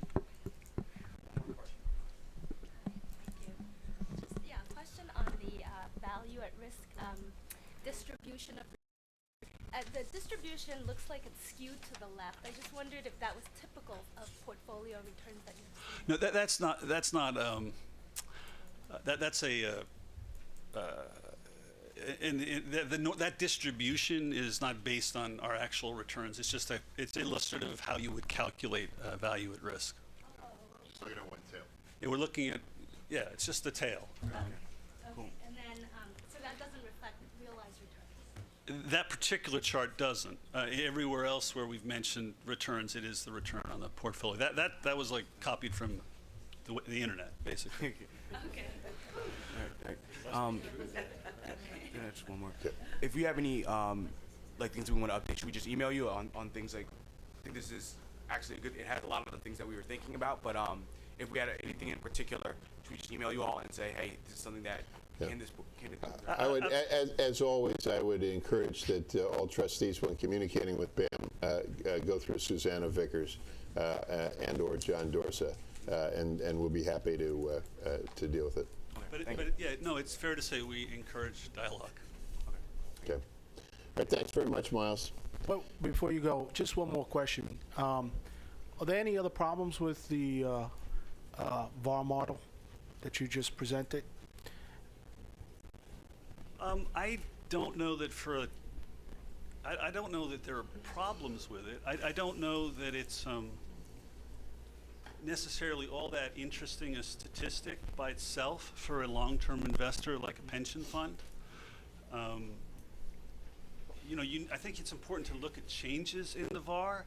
I think it's important to understand where the VAR is coming from, the component VAR. But frankly, if VAR were to shift a lot because volatilities went up, would I recommend that we start selling stuff? I wouldn't. I'm sorry, I don't know if that answers your question, but one of the questions Scott posed to me was, you got 1.32 billion in VAR. Well, what does that mean? And I'm not sure I have an answer to that. Where I came from, I ran trading desks, and there was a VAR limit. I had to be under it, but I don't know that we should have a VAR limit. I think it's interesting to watch it and interesting to know what assets are contributing to it, but I don't think there's a maximum. Thank you. Thanks very much, Miles. A good risk manager is like an investigative reporter with a math degree. They're not always fun to interact with. And many of the people in the Bureau of Asset Management can tell you that they had some unpleasant conversations with Miles when he first got here, because they're always asking awkward and difficult questions. Control groups in general are designed to make the people that they're working with uncomfortable. And so it takes a special type of person to come into an organization and to do his job, making people feel uncomfortable, and yet be productive. And the most astounding thing to me is Miles, as he said, spent the first number of months that he was here in the operations group. And he understands data, he understands models, he understands what a well-functioning system looks like from his previous lives in other asset management firms. And he's been driving to get us to that state. Kara Schnapper, who you're going to hear from, is an operations person. She ran operations and technology for a very large organization, several very large organizations. She's a doer. She's the one who's going to actually make the changes happen. But Miles is the reporter that digs around and finds out what the problems are. So right now he's questioning VAR. Should we be looking at VAR? Should we be looking at tracking error? Should we be doing or should we be using various risk models to look at the risks in our portfolio with different lenses? Because what we want to find out is, are we taking risks that we are not aware of or that our managers are not? It's a critical function, did not exist before. It was one of the things that we saw actually before I got here, that the controller saw when he came in, built his 6-point plan the first month he was in office. I'm now going to talk to you about how the strategy that we're going to use for BAM evolved and what our roadmap is for here to the end of the controller's first term on December 31st, 2017. That is the planning horizon for a public entity like ourselves, where the term-limited individual is in charge, as Scott Stringer is, in terms of BAM and what BAM does for BAM. I'm going to be talking now about BAM as the investment advisor to the 5 systems. So this is not a reflection on you, this is a reflection on BAM and our internal workings.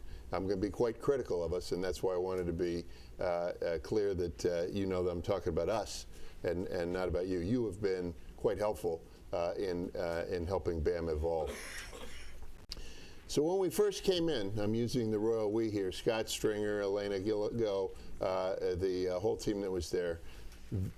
The controller knew that we had to build a controls environment. All the stuff that you heard Miles talk about needed to happen. There was nobody here to be asking the difficult. And it was not only in risk management, but also in compliance. Compliance asks equally difficult question. And it's compliance's job to make sure that everything is standardized, observable, so that we can look at exceptions. More on that later. And then there's audit. I'm not going to talk a lot about audit because audit is independent of the Bureau of Asset Management, but there's an auditor that works for the controller that's designed on making a career out of asking us uncomfortable questions, so that when regulators come and auditors come, that we've already asked ourselves the tough questions. Her name's Khanim Babayaba. She's terrific, and the questions she's asked have led to some of our changes. Not feeling the controls were enough, we, as you know, brought the Funston Group in to examine us, give us an expert opinion. Funston's a leading advisor to the pension fund business. 398-page report. We published it on the internet in all its gory detail. It said we have a lot of work to do. It used 6 different areas and 240 recommendations. And it basically said, get busy now, because you have a lot of catching up to do, particularly with regard to your non-investment operational organization, if you are going to get to the part where you can even think about leading practice. It was a very critical report. We took it very seriously. The strategy that I'm going to lay out for you, the Funston had 240 recommendations. They on one page, page 14 of the 398-page report, probably the most important one, says what's critical, what has to happen now, and what's important that it happen soon. There are 14 of those recommendations. 12 of them are embedded in our roadmap for the period between now and the end of 2017. What have we left out? There are 2. One has to do with cash management and whether we're being aggressive enough with our managers in terms of extracting cash. The other one has to do with our relationship with the consultants. The consultants both work with BAM, and they serve you as the 5 independent trustees. And it was Funston's observation that we had consultants doing too much operational work and too little of their time was sort of hands-off advisory work.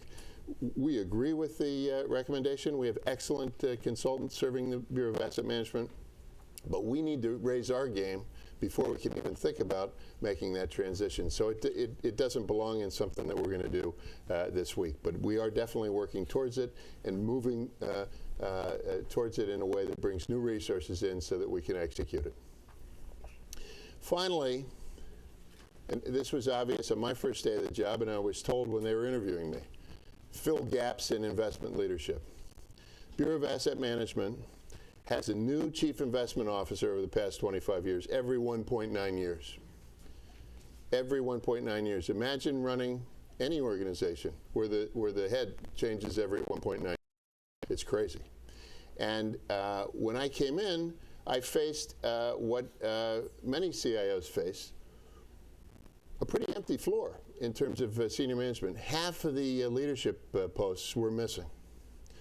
The staff was undercompensated to an extreme extent. Fourth quartile pay in the public among public pension funds, who are not known for having egregiously high pay. A very low pay university. And we were in the fourth quartile, despite the fact that we made our folks live in New York City. And finally, embarrassing and abominable working conditions. Worse than my college dorm room on its worst Saturday morning. I have never seen anything like it, and it just disrespected our people every morning when they came into work. Many of you were there. Thanks to you, thanks to the controller, we have fixed all of these conditions. And to add to that, you all agreed to this meeting, which we can have at least 6 times a year, where it leaves us time to build the Bureau of Asset Management and to do our work out in the field. So we're going to talk to you about what we're going to do with that time, what we're going to do with the resources that you've given us and enabled us to become a better asset management firm. We will not rest until we bring the Bureau of Asset Management up to nameplate rating, up to the point where we can hold our heads high that we have one of the leading investment management organizations in the country. We are one of the largest. We are one of the best in some of the things we do. I'd put our corporate governance group second to none, and we're rapidly improving the Bureau of Asset Management. And I'm now going to talk to you about how we're going to do it, what the roadmap is for here. And yes, I'm going to give you a little what it's going to cost, because we're going to need your help on that. So here's the plan. There are 3 pillars.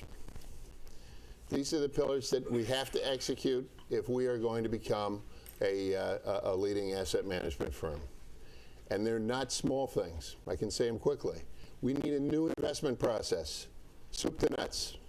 It was a mess when I came in here. There was just, it worked, but every asset class had a different way of doing things. There was no one path to get a recommendation to your doorstep at one of our 54 meetings a year. And because of those meetings, we were in constant motion. It was amazing, and the consultants were amazed. Funson was amazed that we were able to do it with the sort of tortured process that we had. You need a new controls environment. You have to have people whose job it is to ask difficult questions, to insist on things being done in a standardized, streamlined manner. You have to have risk management, you have to have compliance, and you have to have an audit function that is apart from the organization. Because if you're not asking yourself tough questions, you're not going to deliver excellence. And finally, you're only as good as your support infrastructure. And over 300 of the 390 of the Funson report, we're talking about the weaknesses in our support infrastructure, all the non-investment activities. We were built, we were funded to support a stocks and bonds portfolio. Think Reagan administration. You can't, our Carter administration. You can't manage a modern portfolio that's invested in all these alternatives with an infrastructure that is not robust and not suited. So that's why we pointed Miles right smack at that infrastructure, and he asked all those difficult questions about what data we had, and that's why we have a new game plan. I'm going to bring up Kara Schnapper in just a moment. She's going to take you through the entire game plan of how are we going to deliver from what we have to a modern support infrastructure. A little bit about the investment side and our due diligence process. We had to standardize. I said we had a different route for every asset class. And I got to tip my hat to Shachi Bhatt, who's our compliance officer, for insisting on standardization in everything we do. Shachi was the driving force that kept pushing us to standardize the due diligence process. And today, when we go out to a manager, they're getting a comprehensive due diligence questionnaire that's been customized for the Bureau of Asset Management for some of the things that you all care about. Diversity is an example of that. And they're asking the same questions so that when we look at the answers and we look at exceptions, we can be sure that they've gotten a standardized set of processes. We have a weekly investment committee. There was no investment committee when I got here. People would wander into the office of the CIO as he's off to various board meetings and ask for his approval on managers that he may have met, in brief meetings. And there was just tremendous informality in the process. Good investment organizations, whether they're hedge funds or private equity firms or bond funds or equity funds, good investment management organizations are great debate societies. There has to be a forum on which ideas can be put forth and tested and debated. You have to have designated devil's advocates in the room. We have a weekly investment committee now, thanks to the 54-6 move. Weekly investment committee where all the senior decision makers in the organization take shots at the manager recommendations that are on their way to you. And it's a formalized process. Risk management's there, compliance is there, operations is there, the Office of the General Counsel is there. And we have designated people on the investment staff, which we rotate the senior people, designated people, so that they take shots at their colleagues' ideas, so that it's road tested. It's gone through the debate before it gets to you. I'm disappointed if you're asking questions that haven't been thought of in that weekly investment committee meeting. And the document that we use is to make the presentation is the same document that you see, the new standardized BAM investment memo. And that memo and the standardized procedures that we have to be good enough to take that deep vetting, because we have more time to do it than you do. And so it's been road tested. The whole thing's been road tested, by the time it gets to you. Standardization, efficiency, and lots of tough questions being asked. We're subjecting managers, you have to have good data to do all this, and we're subjecting managers to the same standardization. It is a disaster when you look at the way that private market information comes into the Bureau of Asset Management. When I talk to other leading public pension funds, same problem. CalPERS has been working on this problem for over 3 years. They've been quite helpful to us as we've come up with our own standards. And in fact, the whole industry is, because we got together as the Limited Partners Association and ILPA in 2011, long before I got here, and said this is a standard that we need to understand all the costs, all the fees, all the offsets, and we want it detailed by each of the managers. We just So luckily, thanks to your approval and the controller's courage, we said, here's the deal. Unless you give us this information, we won't give you any new money. And that's beginning to change the dynamic. The lion's share of our managers that we would want to give money to have agreed to fill out the template and are currently in the process of giving us information. There are a few holdouts, not many. They won't be getting any new money from us until that situation has changed. They don't quite believe that yet, but that is in fact the case. So this is all great. You can have the best structure in the world. I can bring in folks who can create for us the perfect structure. But if you don't have good people, you can't succeed. And if you don't know your managers before you start to take them through the process, you can't succeed, and you can't answer the tough questions. So what do we have to do? First thing was obvious. You need to get out on the road. You can't sit in your offices on the 8th floor on 1 Center Street and listen to the marketing men come in and give us pitches about the managers. You've seen these guys. They're the guys that show up for the board presentations. They're slick, and they've they're sorry, Sam? Slicker than slick. They're practiced. And so as the managers we hire now, you don't take the word of the CEO or the CFO. You go to the company's headquarters. You visit the plants. You ask the employees. You ask the middle managers to know whether what the managers are telling you when they come and make the slick presentations are the real deal or not. We got to do the same thing when we go and visit managers. We want to know, what are the analysts actually doing day to day? How are they spending their time? Are they out kicking the tires like I just mentioned, or are they just nodding their head to the slick guy that comes in and gives a presentation? We don't know this unless we go and visit them, and to do that we got to travel, and to do that we need a travel budget. More on that later.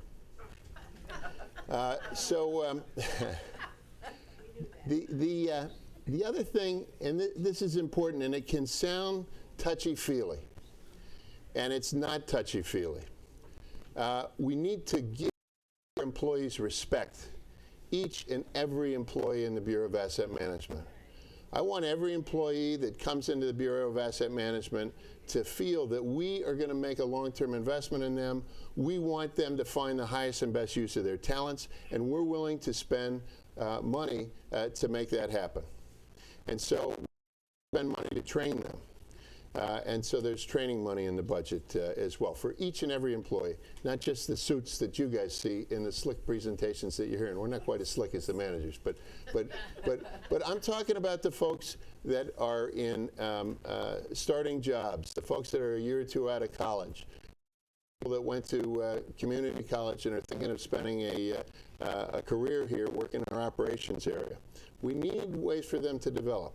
So one of the first things we did was to say to ourselves, look, every summer we bring these college kids in here from SUNY, from Fordham, from Brown, from Harvard. We had one person. And we give them interesting assignments, and they make a difference. So why aren't we doing this for the folks that are working in our operations area? Why can't they have an internship? Why can't they learn about investments? Let's say they want to learn about contracts. Why can't they have an internship in contracts if they're in investment control? So we started a program. David Jetter, who runs our operations area, this is a passion of his. And he and Jimmy Yan saw to it that we developed an internal internship program. Didn't cost us a nickel of incremental money. We used some of our salary time to focus on this. But we have sessions every month where the asset class managers invite anybody who's interested to come in and learn about their asset class, where the contract manager or the investment control manager will stand up over lunch. Everybody brings their lunch and talk about their area and answer questions. We want to develop our people, and we're willing to send them to some classes where we can't do the training inside, bring people in to teach them. So you're going to see I've got an investment in each and every one of our people in there. Finally, it's an area that didn't fit into the other things we were talking about. Asset allocation, the most important thing we do here. Absolutely the most important thing. When we take risks, when we put the system at risk, what we do in rebalancing and everything is far more important to the incremental than what all our managers are doing individually. And the process is casual at best at the Bureau of Asset Management. Funston flagged it. I could see it the first day I was.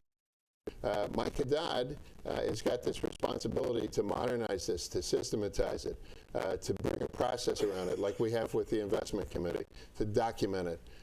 And Miles has been helping deliver data. We need to have daily data. Daily data is going to cost us more money. More on that later. And so these are all things that are part and parcel of doing better due diligence, building a better BAM, and growing. I'm not going to spend too much time on this. I hit it in other areas. But Miles and Shachi are critical aspects. They need to identify problems. Miles is beginning to get into sort of interesting things like factor exposure. He's always going to have his nose in data, making sure that the data flow is right. Shachi is always going to have her nose in seeing that everything's standardized. But she's interested in data too, because the lack of data prevents her from knowing real time whether we have exceptions to the standards that we have. Oftentimes we have to go back and cobble it back afterwards with the rearview mirror.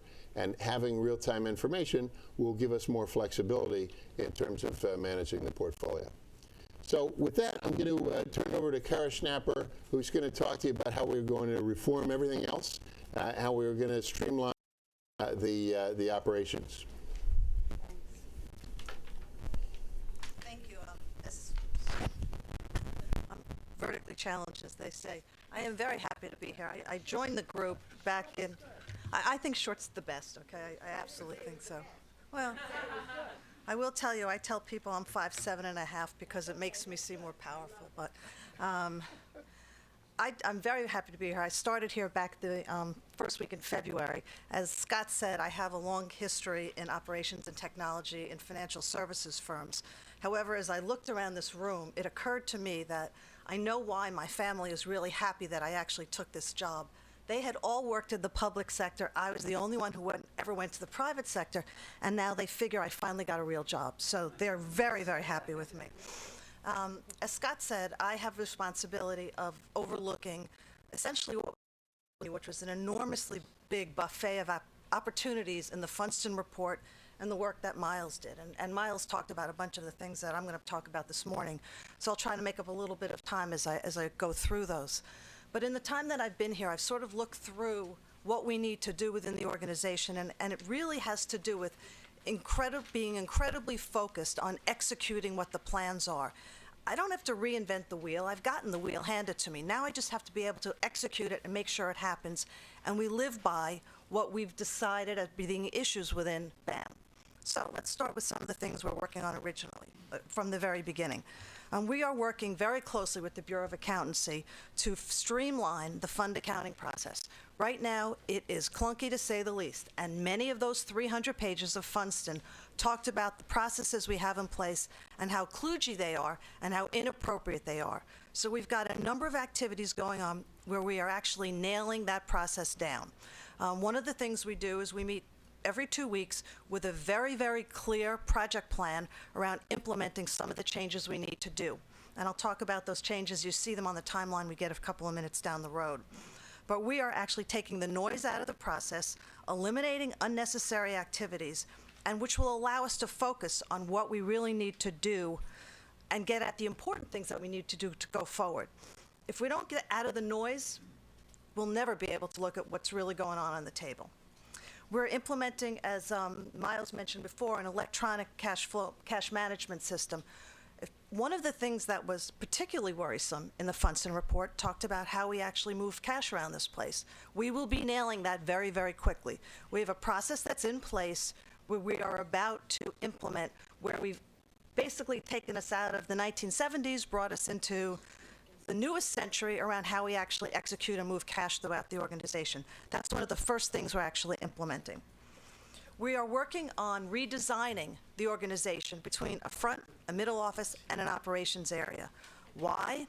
Well, there's a couple of reasons. One is that number of functions that we should be doing in what would be called the middle office, which is actually looking at the flow of information going through the organization, how we handle transactions, the compliance, the controls, et cetera, is being handled all over the place, not in a standardized way. It's a little bit in the front office, it's a little bit in operations, we don't have a middle office, but the first thing we're going to be doing is bringing somebody on to look at the organization, determine what should be front, what should be middle, and what should be in operations. That's critical because, as Scott said, we really need to get our investment people out on the road and looking at the managers and kicking the tires. If they're doing more of this process management stuff, they're not going to be doing what they need to be doing, nor will they be able to take back from some of our consultants some of the activities that the consultants are doing. So this is a very important thing, and we're actually going to get started on it in a couple of weeks. We are assessing our technology needs. We could buy software from here till kingdom come, because it's a lot of fun to do, and it's a great thing to sort of play around with. You only should buy software where it actually improves the processes, gives you additional capabilities, and you can actually implement it successfully. There are too many, and maybe some of you have been involved in situations, I certainly know places in my life where we've purchased software, we spent a boatload of money trying to get it done, and we never implemented it. I don't want that to ever happen within BAM. So we are looking at our software very, very opportunistically to determine where we actually can fit it into our organization and where we can actually make it work so that it improves the capabilities that we have. And I'll talk in a minute on the next page about where those opportunities are.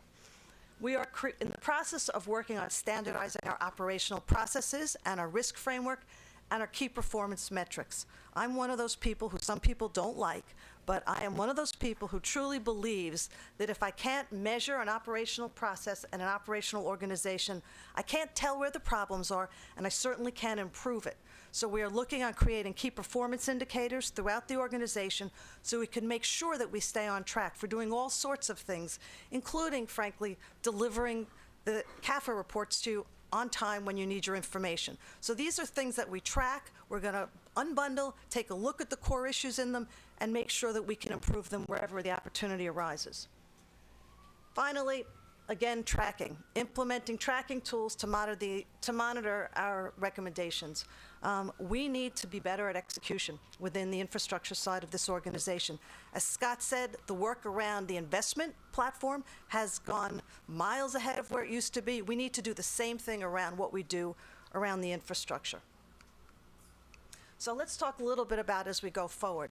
I started in February, and what we're doing right now is we're actually seeding the organization with a couple of key hires. Not a lot, there's just a few, but those people will do an enormous amount to help us and help David, who runs the organization, really spread the knowledge around the organization, eliminate the key person risk, not a good place to be in any organization, and reduce our activities that are not necessarily tremendously value added. So we are bringing a couple of people in. I mentioned that middle office. I have somebody coming in to start structuring how the middle office works.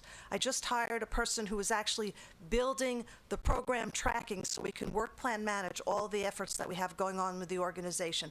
A few other key people that we're bringing in to help around the investment control and the operations side. How many of you read the report and remember the number of spreadsheets that we had? Oh my Lord, it's just terrifying, right? We've got to get out of that kind of an environment. It's not something that's very easy to manage. It's fraught with risk. It's fraught with overhead. We've got to be able to stop operating in that kind of an environment. So as we roll the calendar a little bit forward, as I mentioned, one of the first things we're implementing is the cash processing system, ECFM. That's coming online in April. We've been working very closely with State Street and others to everybody in our organization. We have weekly meetings around this. We are staying focused on making sure that we absolutely implement that activity. In May, we've got coming on, as Miles talked about, the Bloomberg AIM system. Has an enormous amount of advantages for us, not the least of which is eliminating the system that we start going into July in, which is the general ledger. We sort of run a dual ledger right now, and we've got to eliminate that because it creates an enormous amount of noise in the organization. We need to eliminate that and set the stage for what's our operation going to look like post getting out of some of these noise. So I sort of think about these things as I look at the March is sort of, we're getting at the point where we're thinking about structure. The middle through July is clean up and righting the ship, and then we go over to the summer and beyond. And that's actually, we're setting the table for the future. That's where we realign across the front, middle, and back office operations areas. We also start buying the technology because now we have an organization that can absorb some of the new things. That will allow us to implement things like a system for supporting the private assets and the alternative assets. That's critical for us. That's when we'll think about implementing a treasury management system and start moving to the last bits of the Funston report that we haven't looked at before, a CRM system, et cetera. So we're cleaning up, we're righting the ship, and then we're setting sail for the future. And it's an opportunity for us that is going to really set us up going forward and put you in great shape for the next administration, I guess. So, thank you. Any questions? Questions for Kara? Thank you so much, Kara. Following Funston, the typical public pension plan, the typical organization would have had follow-on consulting assignments for all the 240 things that are that are found to be wrong, and that would cost millions and millions and millions of dollars. We decided to hire Kara, and in addition to not costing millions and millions and millions of dollars, Kara and her people are building for BAM. They're building for the 5 systems. It's our exclusive property, and it's a different design that's designed to work for us Kara will come in and her group will come in. Think of them as internal consultants. Kara doesn't run the operations group. David Jeter runs the operations group. We're helping to rehabilitate the system, spend some money on it in ways that haven't been spent to enable it to do new things. But Kara's group is here temporarily. Some of them may find themselves in the permanent organization, and David's organization will look very, very different when this is all over, as Kara just mentioned. So that was the lead-in for why what the numbers you're about to see are reasonable. But seriously, we would have spent millions and millions and millions without doing the strategic initiatives thing this way. So here it is. These numbers, they're indicative. I'm not asking for this money now. I'm not asking for this money now. I'm showing you what I think our needs are going to be. I'm going to start with non-personnel services first, as those of you who follow the budget lingo here in the city of New York, it's OTPS, other than personal services. And this is a full year's worth of services to give you an idea of what the new run rate is going to be when we get up and running. There are some one-time items which I'll mention. The first is travel. This is getting out and visiting the managers. When we go out and travel, we will stay at modest hotels. We will get low-priced economy fares. We will take the public transportation to and from the meetings when we can. We are not out there to live like kings. We're going to travel like we do when it's on our own nickel, and we're going to economize. With our limited partnership agreements, it's written in that the partnerships pay for visits of the limited partners to the limited partnership agreement, so we don't have to pay for airplane and hotels when we go to the LPAC meetings, which are annual, which means we can stay for an extra day, maybe pay for that hotel room for one more day, and go and kick the tires, talk to the junior people, et cetera, and economize. And so all of that is built into these estimates. We expect that the corpus amount, these are just corpus amounts. As you know, there's corpus spending, which is spent directly from the systems, and you all have to approve as the boards. And there's controller's budget, which is spent from the controller's city budget, and that is excluded here. So we're expecting about a $240,000 travel bill. Training, it's $2,000 a corpus employee. Pure and simple. I don't know that we're going to be able to spend that $2,000. I will do internal things when I can. We will do economize when we can. But when we need to bring in somebody to train folks, or we need to send them to a class, we want to have a budget to do so. We'll adjust that budget going forward for expectations that are close to our experience. Right now, we have no experience in it because we're not spending any money on training today. And we're going to do this, by the way, not just in Corpus, which you see here, but across the whole controller's office for every single employee in BAM, $2,000 a shot. But I'm just showing you the effect of it on Corpus. The next line item's the big one. And there are a fair number of IT-related expenses, and the IT-related expenses, and that was the flow chart that Kara showed you, CRM, the Treasury Management System, et cetera, and we've got them all in here, our best estimates of them. They're about $2 million of this $2.2 million is for these new systems to get us better data. What's not on here is a movement to daily pricing that would come under the controller's office, which is equally as large, and that's excluded from this, but we do plan to do that as well. Total need is about $2.6 million a year. The OTPS grant that you all give, which hasn't changed since 2005, is about $460,000 a year. So we're going to be a little over $2 million short on a run rate basis.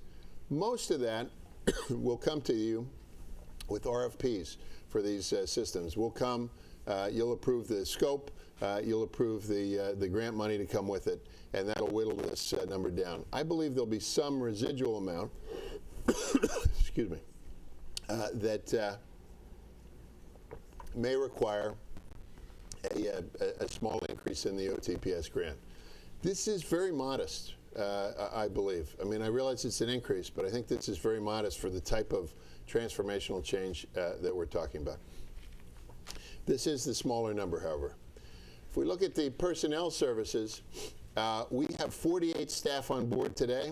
They're $6.6 million. That's $139,000 apiece. That's an average number. It includes everybody from myself, and my salary is public, on down throughout the organization. And that is median pay in the public pension industry. We think we're going to need 23 more people. We have a authorization for 13, which means we're going to be 10 short. The people we need, as you can see from the average there, are lower level people. I'm going to give you the specifics on it. But we think we're going to need more than the authorizations we have. This will leave us with 71 people. In Corpus, when you add that to the controller's paid staff, it's about 120 people. Funston, his best guess, high level, was that a typical fund our size with our complexity would run in the mid 130s, so 133, 135. So we're still 15 people under what Funston was suggesting we should do. It's because we're not the typical staff. There are differences, and going to ask for money for them till we can really see the need for it. But as Kara particularly goes through that operations staff and rebuilds it and redesigns it, we're not sure exactly what the net headcount change is going to be. Our development of our people is extremely important during this phase. We want to offer good and, if possible, better jobs for everybody in the controller's office as we move through this.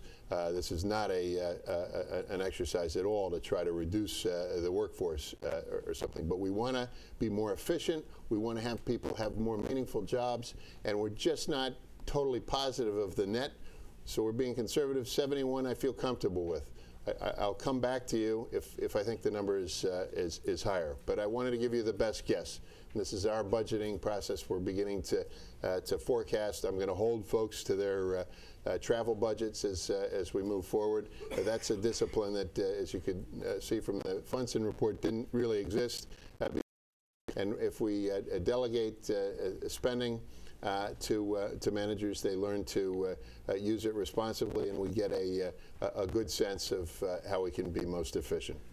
It's going to leave us about $1.4 million short right now in terms of the dollars for those extra 10 people.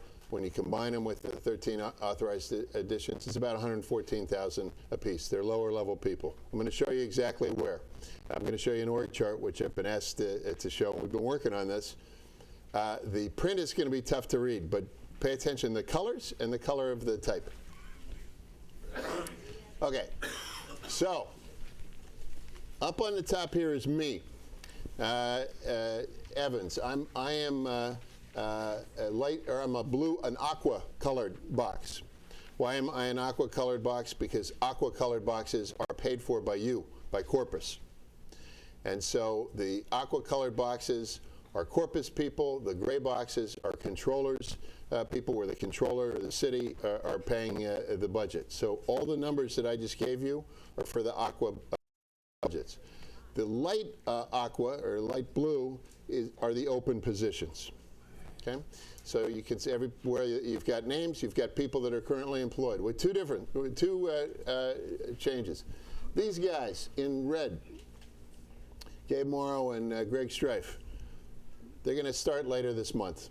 We've hired them. They've accepted. We've got desks for them. They're finishing up the paperwork. They're in place. I wanted to show them because they're senior people in infrastructure and private equity. We're very proud that they're joining the firm. We are getting good people. All these changes that we've made and also the dynamics of the times have enabled us to get great candidates, and we're filling up these slots. Look at private equity. This is private equity. Alex Dunier here, and this is the private equity staff. We only have one junior position left. Otherwise, it's full of new employees, and this is a great staff. We've filled out the infrastructure staff. We're in great shape in risk. So we've made huge headway. Only a couple open positions. SIO in hedge funds. There's an SIO in where is it? I think it's Miles in risk management, where we have sort of senior positions that are still open. The yellow highlighted boxes, very important box. Oh, I forget to mention. The orange type is for people who started after Scott Stringer became controller. So these are people that have been hired in the new administration.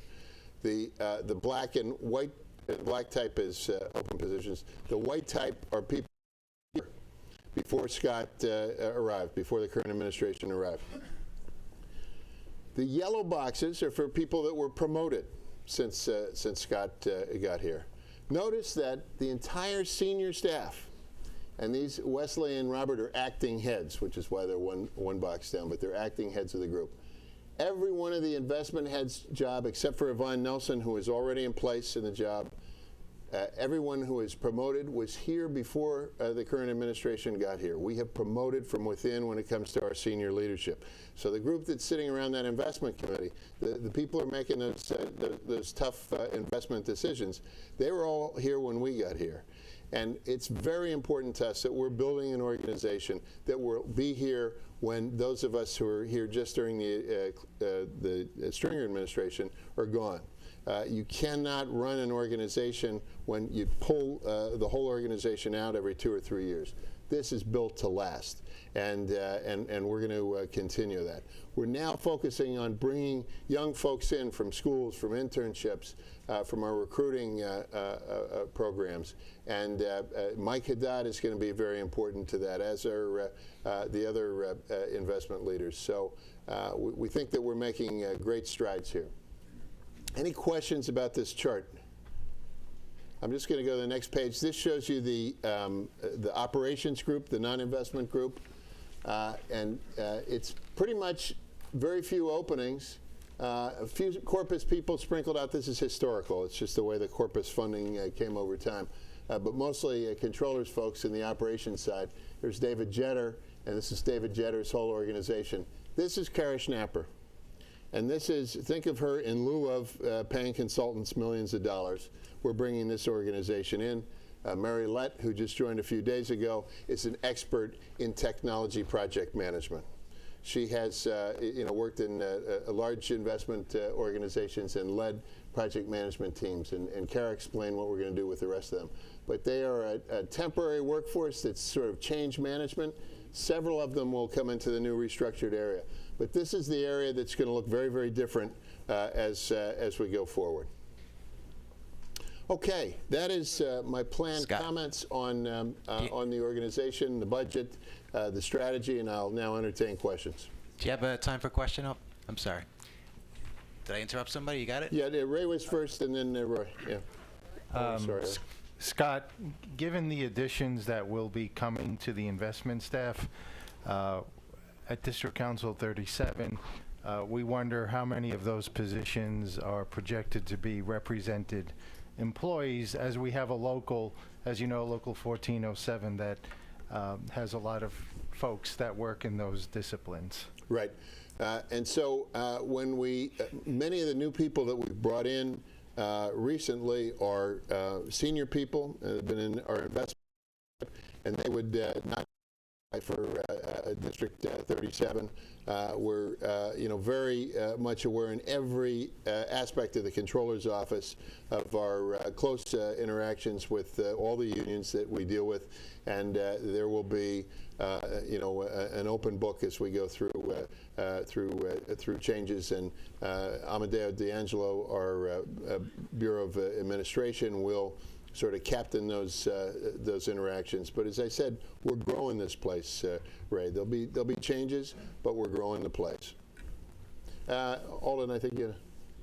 In terms of the proposed new PS and OTPS, do we have the pro rata numbers in terms of for each fund? Yeah, I'll get those to you. I mean, they basically break out by assets under management, right? So they're the pro rata share. Those are the total numbers, and if you look at your share of assets, that's roughly how it'll break out. But we'll come back. This was not a formal request. This was, and this I'll do this more, but several of the boards had said, hey, we're the Board of Trustees. We're going to be on the hook for some of this spending. let us know what's happening. Help show us the forecast before, so we're not surprised when you come to us the numbers. So we'll have all the breakout and everything when we have the final numbers. The final numbers could be higher or lower than what I've showed you. What I've showed you is my best guess as we stand today. Roy, you had a question? Yeah, so I appreciate the hard work that you've done to put this together and the global approach. But you know, insofar as like the IT budget and different items, I know with police pension we've been working pretty hard on modernizing the system and moving it from the 20th century. I think this is the 21st century now, and I'm just curious. As it applies to police pension, would you be able to break this out, maybe incorporate it into the police pension's proposed budget with their modernization? Because, you know, as we look for the new monies, you know, the end users that we're looking to address and answer to, it's difficult to answer to them with something that's real on your end, but practically on their end, they're not seeing anything. They're still stuck in the 20th century. Right. So when we actually come with the proposal, let's say for the CRM system, we will come and we'll show you what the CRM system is for. We'll show you the scope of the proposal. We'll give you an estimate of what it's likely to cost. We won't know until we get final bids, but we'll then give you the breakdown of what the portion of police would be. And at that point, we could talk about any integration, interaction with the systems that you guys are building, and we can certainly talk offline, Roy, about how we might be more sensitive to that or incorporate it in the work that we're doing. Did that fully answer your question? Okay, good. There was another question over here. I'm sorry, Yeah. Ms. Will the James. training that's available to your staff also be available to the trustees? Will the training available to staff be available to the trustees? I think I mean, it's obviously something we could talk about. That one's something I haven't thought about. Much of this training is that we're working on right now is for people down in the organization, which wouldn't be appropriate for trustees. But there probably is some portion of it where we're training our senior staff that might be of great interest to the trustees or to the staffs of the trustees. And I don't know the mechanics of how that works out, you know, budget-wise and everything, but I'm certainly willing to explore it and make available what we can make available. And last question, will Scott? we, at some point in time, will we have terminals, each of the trustees at these meetings, to do away with a lot of the paper? Yeah, so actually going paperless, will we go paperless here? Yeah. As you can see from this stack right here, Yes. I'm the biggest advocate, and I brought this in the hopes that I've actually got everything on here, but my battery ran out on the way up here. So but yes, we're working towards that. I believe NYSERS is already adopting an electronic board document management system. We are enthusiastic about going paperless with regard to these meetings, and at the same time, there are some trustees that work better with paper, and so I would anticipate that while the bulk of the trustees may embrace going electronic, we might have to produce some paper for those that had a preference. But we're going to be all over that. I want to make sure. Yes, Dave. Scott, so, you know, the trustees have no problem with giving money from corpus to fund what needs to be funded. I think we proved that with the Yes, you did. staffing. And we're most appreciative. And just like when we look at whether or not a deal with, let's say, a private equity manager, how much the general partner is contributing plays a role in whether or not we want to get involved. I think as we get closer, it's going to be important for the trustees who have already allocated corpus funds to your efforts to know exactly how invested the comptroller's office is in financing some of this as well. So as we get closer to that, I think it's going to be extremely important for us to see that information. Thank you for that. Also, I appreciate Carol, welcome. It was a pleasure to listen to you. This org chart is wonderful, but as a fiduciary who has proven to be very willing to use the corpus funding to have a top-notch controller's office so that we get the best investment advice. My other role as a fiduciary is to know what I'm spending on the product. So, although in the city of New York there is no one whose salary is not advertised on the Empire website, it would be very helpful in this org chart in the future if we knew the percentage that Corpus was paying for each of these staff people and the percentage that the controller might be paying for it. I think it would be helpful, and for myself personally, although I'm not going to be here forever, as we all know, I think it's important for us to understand. I want to underscore the question that David asked. I think the trustees have to know what the controller's investment is in this. Right.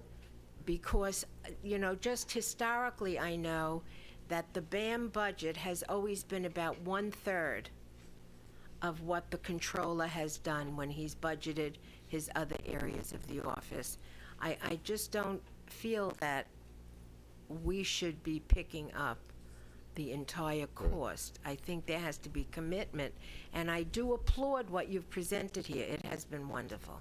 Thank you. Thanks very much. I would just point out one thing I can answer right now about your question, which is the percentage of each person that's Corpus and so forth. But with regard to, you know, how does this corporate spending fit into the total picture, you know, we'll talk about it and be back to you. But anything that is turquoise, Corpus is spending 100%. So Corpus funds my salary 100%. And David Jeter, the controller, funds David Jetter's salary 100%. Okay, so Corpus is paying, you know, for all of these people that are blue, and the controller or the city are paying for all that are gray. And it's the same thing on this page. It's very easy to do. Just note it on the piece of paper in a color chart. Say the deep turquoise indicates Corpus. The lighter turquoise. Yeah. No, I want to see it. Yeah. Corpus proposed, non-Corpus. It's right in there. Yeah. It's there. Okay. Yes, ma'am. Thank you. Sorry. No problem. Other questions, Andrew? Two quick questions. First, Just real when you terrific. come back to us, is there going to be a final budget request that then will be subsequently drawn down from when we do all these RFPs? No, there's or going to is it constantly just be more money. one at a time as they come? I think one of the things that we've expressed at night is that just seeing for the year what the expectation Right. is, we can then measure I'm sorry. individual expenditures versus the. Can you hear me? Yeah, I can't hear you. So the question was, when this request comes back to us for next year in a formal way, will it be presented in the form of a yearly budget?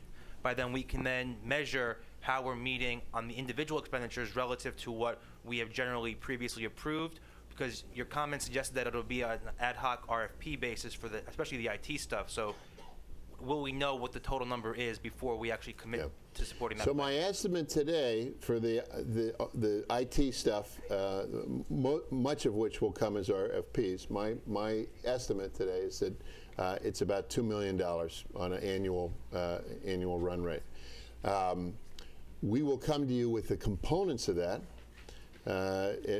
you know, specifically, so that you can approve the scope and understand the details of the procurement process. And that's the city process, and it's proper that it's run that way. We need your approval for the scope on certain types of spending.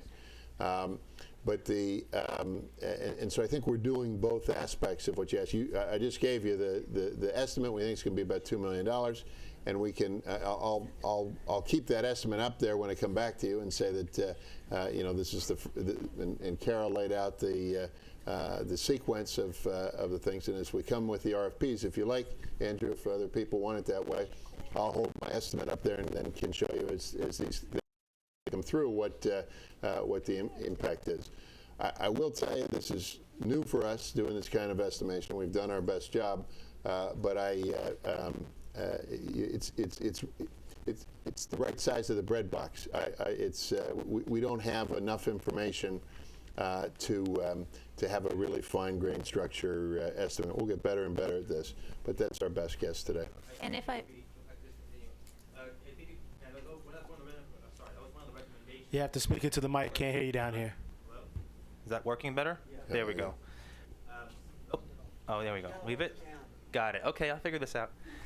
One of the recommendations in the report was that we get, periodic updates on the use of the corpus funding, and I think we've asked for a number of times for that yearly budget, knowing that that number might not be fixed, but just having a yearly sense, when the time comes and you're making the actual request, recognizing that the RFP process will have to approve those one by one and that numbers may change, but knowing on a yearly basis what the expectation is from corpus per, fund share, I think would be very useful to the trustees to know what we're anticipating for. And then we can judge what actually happens based on what our expectations were. So let me be clear. This is what I'm trying to do right now, which is to give you an estimate of what's coming. And what will happen is when we come with the request for funding, we'll have more detail for you. We'll be able to break it out, and we'll keep this process going, where we'll always be giving you a forward look at where we think things are going, but asking you only specifically for the things that are right in front of us with the annual grant process and then the RFP process. So what I won't do is to have this go away and never revisit it again. I'll show it to you, and when I come back and say, turns out that we think we can do the IT budget in $1.8 million, and we've made that adjustment, you've got the freshest numbers. Because what you need, I would imagine, more than anything else, is a sense of where this is going as you're approving to see what the total bill might look like is our best estimate. yeah, I think what has to happen because of the budget process and for the 4 systems that are funded by corpus, we have to do our budgets, and I think that the Controller's Office should work with the executive directors and find out when you have to what you need, so that when our executive directors deal with the City of New York doing their corpus, their budget, that the executive directors have the figures that they're going to be giving to the Controller's Office in advance, so that it does not in any way affect the operations, the administrative operations of the retirement system. Yeah, so we'll have, Amadeo Delangelo, who is my counterpart, the deputy for the Bureau of Administration, the official budgets and everything, will definitely do that work. Yeah, Susanna? and just to add to that, the plan is to come to each of the systems with system-specific corpus requests for the upcoming fiscal year before July. So that'll be done, and it shouldn't impact the system budgets at all. Yeah. This was, just to refresh again, this was in response to have an earlier forecast of where things are going, particularly in terms of all the changes. So that's what. Listen, my only request is that what you're requesting from the teachers' retirement system, that the Controller's Office arranges that in a timely fashion with the teachers' retirement system. And I guess the other 3 systems would want to have it arranged in a timely fashion for them also. And I don't know if they're doing, if my recollection is correct, the retirement system do their budgeting, they begin in January and February and March. So the Controller's Office would have to be to the retirement systems, I would think September, October, November, or December before, so that the executive directors know what portion of the corpus they're requesting to put into their budget. Got it. Okay, thanks. Other questions, Larry? Yeah, can you hear me? Well, as a lot of folks know, we've raised a lot of these issues at NYSERS, and I have to tell you, I want to thank you and the Controller's Office for coming here. We asked for the organization chart. This is exactly the way we can make our decisions, doing our job as fiduciaries. And the idea of having an annual disclosure of requests is something we also talked at NYSERS, and rather than just put it in, it will happen before budget, I think each system could take a look at that and determine a specific meeting by which they need to have this information so that they can implement it as part of their overall budgets, and they could add it to their procedures or their bylaws or however you want work it out. But this is, I look at this organizational chart and I see your aspirational goals, and this is something I think this system could be really proud of, all the systems, and feel confident that the responsibilities are delegated and being handled. So I did want to take this time because you've heard me on the other side, but this is really, really incredibly good work. So I wanted to thank you. Thank you, Larry. I appreciate that. Other questions? Particularly questions like that, I'm happy to hear. Isn't that so? Pat. Pat Stryker. I just wanted to make a suggestion because not everybody knows everybody in the room, and when an individual chooses to say something, ask a question, they should give their name. It would be helpful. The stenographer is nodding. Yes. Thank you. And the stenographer thanks you. I'm Scott Evans, Chief Investment Officer. Andrew Granardis, Brooklyn Borough President's Office, NICERS. So I think this presentation addressed a lot of the, as you said, a lot of the issues that were identified in the Funston report. There were a number of recommendations, some that you alluded to, some that you did not, that are not covered by these changes. Do you have a sense or a timeline when the BAM will start to look at those recommendations? Some of them are boards, involving interactions with the boards and things like that. What's your sense for how we would start looking at those types of suggestions from the report? Well, I think, Andrew, if you go to page 14 of the report, as I said, and you look at those items that Funston considers to be critical or important, and then under that they've got leading practice, which is aspirational, and we hope to get to it. What we've done is juxtapose that with what we consider to be critical and important, and looked at the time that we have between now and December 31st and try to figure out what can we address up front. I think you'll find, as we go point by point through the high priority items as Funston laid them, that we connected with 12 of the 14. And I think they were all, in one way or another, incorporated in the presentation that we gave you today. There are lots of lesser recommendations, many of which we are catching sort of on the way to deliver those 3 pillars that I talked about and those 12 of the 14 reports. We'll continue to look through this. This is something that Karen and her team are doing to make sure that we're not overlooking items that are important, that have somehow gotten lost in the shuffle. But I will tell you right now that by December 31st, 2017, there will be lots of work left to do. That we will not possibly be able to accomplish everything in the Funston report in that time period. And if Funston were asked to come into any system, they would have a long list of things that needed to be done. Now, ours was particularly long, but we think that what we gave you today is going to de-risk the most important items. I'd be happy if there are particular aspects in the report or things that you don't see that you think should be high priority items and you don't see them on our agenda. I'm happy to talk about that. Scott, can I just add one thing to it? Yeah. One of the Get up to the mic. push. It's pushed already, but now it's not pushed. There you go. One of the things that my team is doing is as we go through these efforts, and several of them hit on a bunch of recommendations, because that report was 400 pages. It probably could have been less, but it was useful to be long. One of the things we're doing is we're doing a cross-reference check. So as we figure out all the initiatives, we set up the tracking document, we're actually going to link them to the Funston recommendations and see where we're actually hitting on them in various initiatives. Because some initiatives will hit multiple Funston recommendations, some Funston recommendations will, it's a big cross-reference effort, but we want to make sure that we don't drop any of the really critical stuff, so we're going to cross-reference through to that. Great, thank you. And not just that, actually. We're going to do it through audit reports and other documents, because you can't just look at a point in time where you identify issues. You really have to make it a living, breathing function. Great, I could not ask for a better answer, thank you.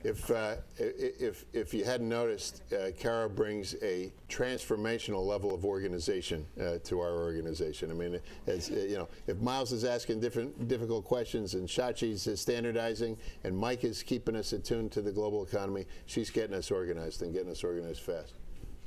Other questions before we break? We've been at it for a while, and I'm sure you're ready for a break.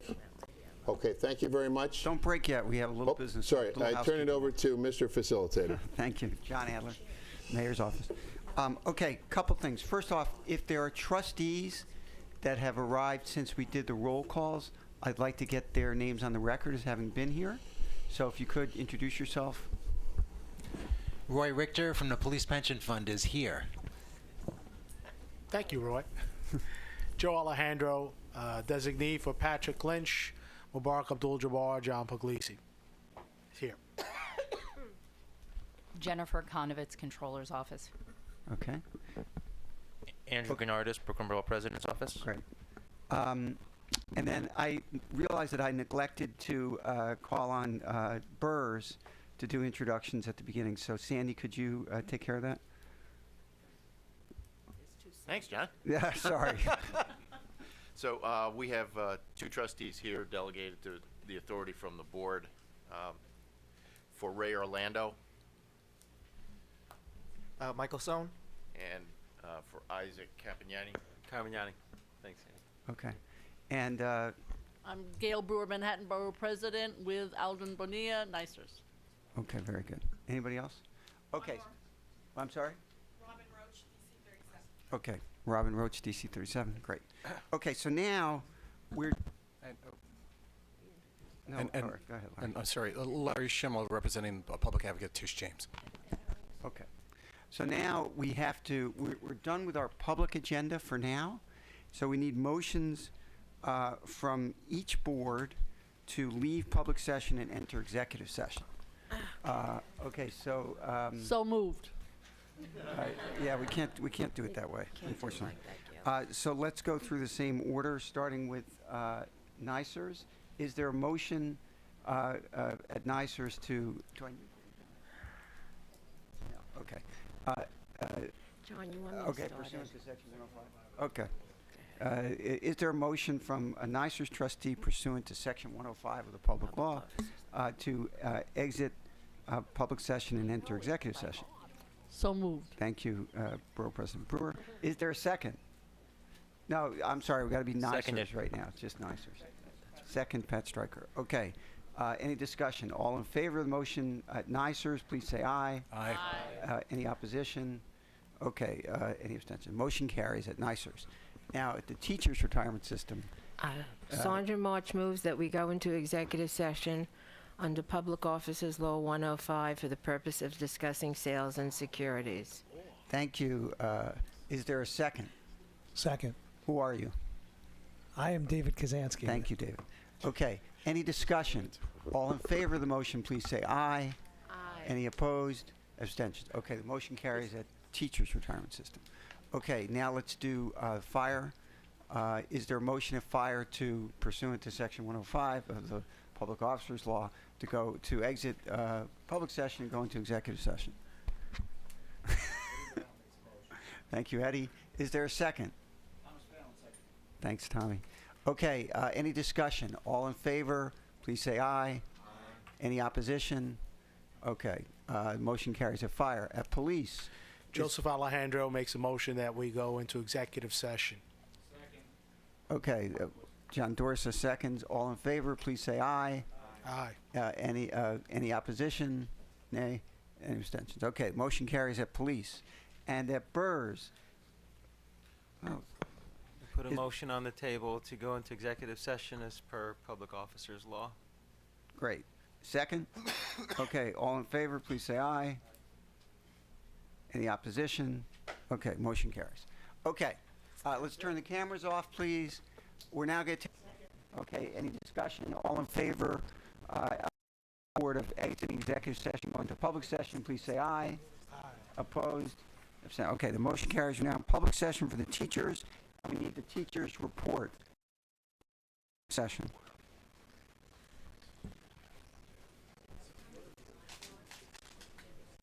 Okay. Okay. A Put your presentation. mic on, Susan. I think it is on. Okay, thank you. It's not on. No, it is on. A presentation on a private was received. Consensus was reached, which will be announced at the appropriate time. A presentation on 2 real estate investments were received. Consensus was reached, which will be announced at the appropriate time. A presentation on an infrastructure investment and co-investment was received. Consensus was reached, which will be announced at the appropriate time. Detailed performance reviews and manager updates for each asset class were presented. Is there a motion to adjourn the teachers' retirement system? A second? Second. Okay. All in favor, please say aye. Okay, teachers, you are adjourned and ready to depart. Okay, thank you very much. We're going to move on. The cameras are on. Okay. So now we need out from NICERS from the executive session. Diane? We need your microphone, sorry. The board took the following actions in executive session. 1, private equity investment. 2, real estate investments. 1, infrastructure investment and vehicle, the details of which will be disclosed upon execution of the contracts. Thank you very much. So now, NICERS, can we have a motion to adjourn? Motion to adjourn. That was Andrew Canardis. Is there a second? Second. That was Aldrin Bonilla. Motion made and seconded. All in favor of the motion to adjourn, please say aye. Aye. Opposed? Okay, NICERS is adjourned. Police, we need a report. Who's reporting, Kevin? Before I report out, I want to recognize Kenny Sparks, who's got the proxy for Mike Palladino. Hero detective.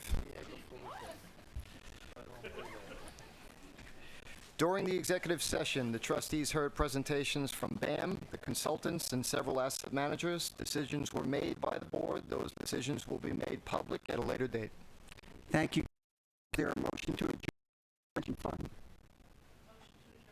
Is there a second? Second, Bob Ganley. Motion was Rosemary DeBellis.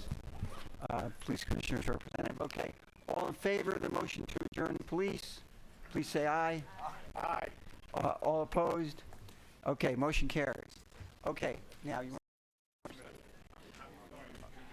Fire's back. Yeah. Cleanup. All right, I like that. Okay, before Fire does their report out, John Dorse is going to make a statement. Okay, I'd like to request that the, prior to the report out by the fire department, that we move into the public session of the firefighters variable supplement fund. So we need a motion to that? So we need a motion for that. Is there a second? Is there a second? So, Lee, if you could call the roll. Vince Speziali. I mean, you need to first close the public session of Okay. All right, so Fine. stop that. Okay. Stop. We need to report out from the fire exec. We did that, didn't we? We did that. Yeah. So now we're in fire VSF. Fire officers are Okay. we're firefighters VSF, okay? We're in that now. So we're now in the firefighters VSF. And I'll call the roll for that, okay? We have to call the roll for that. Okay. Okay. John Adler. Yes. Susanna Vickers. John Dorsett and Susanna Vickers. Antonio Rodriguez. Antonio Rodriguez. Yeah. Yes. I was you. Steve Cassidy. I'm sorry. Oh, what's wrong? What's wrong with Cassidy? Oh, all right. James Slevin. Eddie Brown. John Kelly. No, I'm sorry. Got it. We have a quorum. Okay. Okay, the controls office would like to note that we have provided to the board the quarterly report for the firefighters variable supplement fund, as well as an executive summary for the to review at their leisure. We'd also just like to note that approximately $44 million was paid out in December to the eligible members of the variable supplement.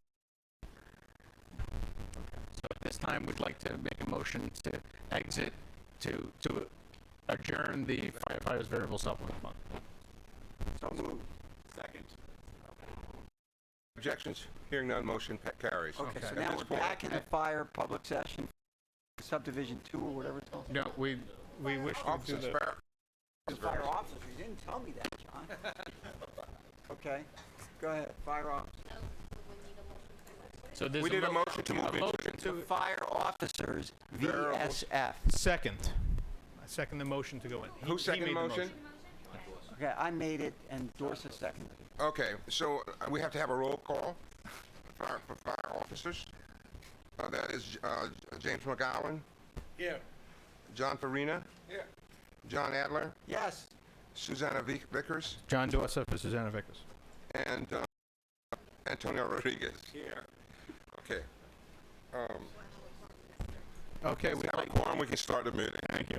I'd like to note for the record that the Controller's Office has provided quarterly reports to the Fire Officers Variable Supplements Fund, as well as an executive information that the trustees may review at their leisure. Approximately $20.5 million was provided to the eligible beneficiaries of the Variable Supplements Fund. And at this time, that concludes our report of the Fire Officers Variable Supplements Fund. So we'd like to make a motion to adjourn the Fire Officers Variable Supplements Fund. Is there a second? Opposed? Hearing no opposition. James McGowan, Lieutenant's Rep of the... Motion passes. Now we need a summary Yeah, from the executive session. from executive session. The executive session of fire, we passed resolutions in terms of managers to hire, and which the results of that will be given out at a future date. Okay. So, is there a motion to adjourn the Fire Department Pension Fund Board investment meeting? Yes, there is a motion to adjourn. Okay. Second, John Dorsa. Any objections? Here, none. Motion carries. Okay, that does it. We are done with the common investment meeting. At It's exhausting. It's 5:25. exhausting.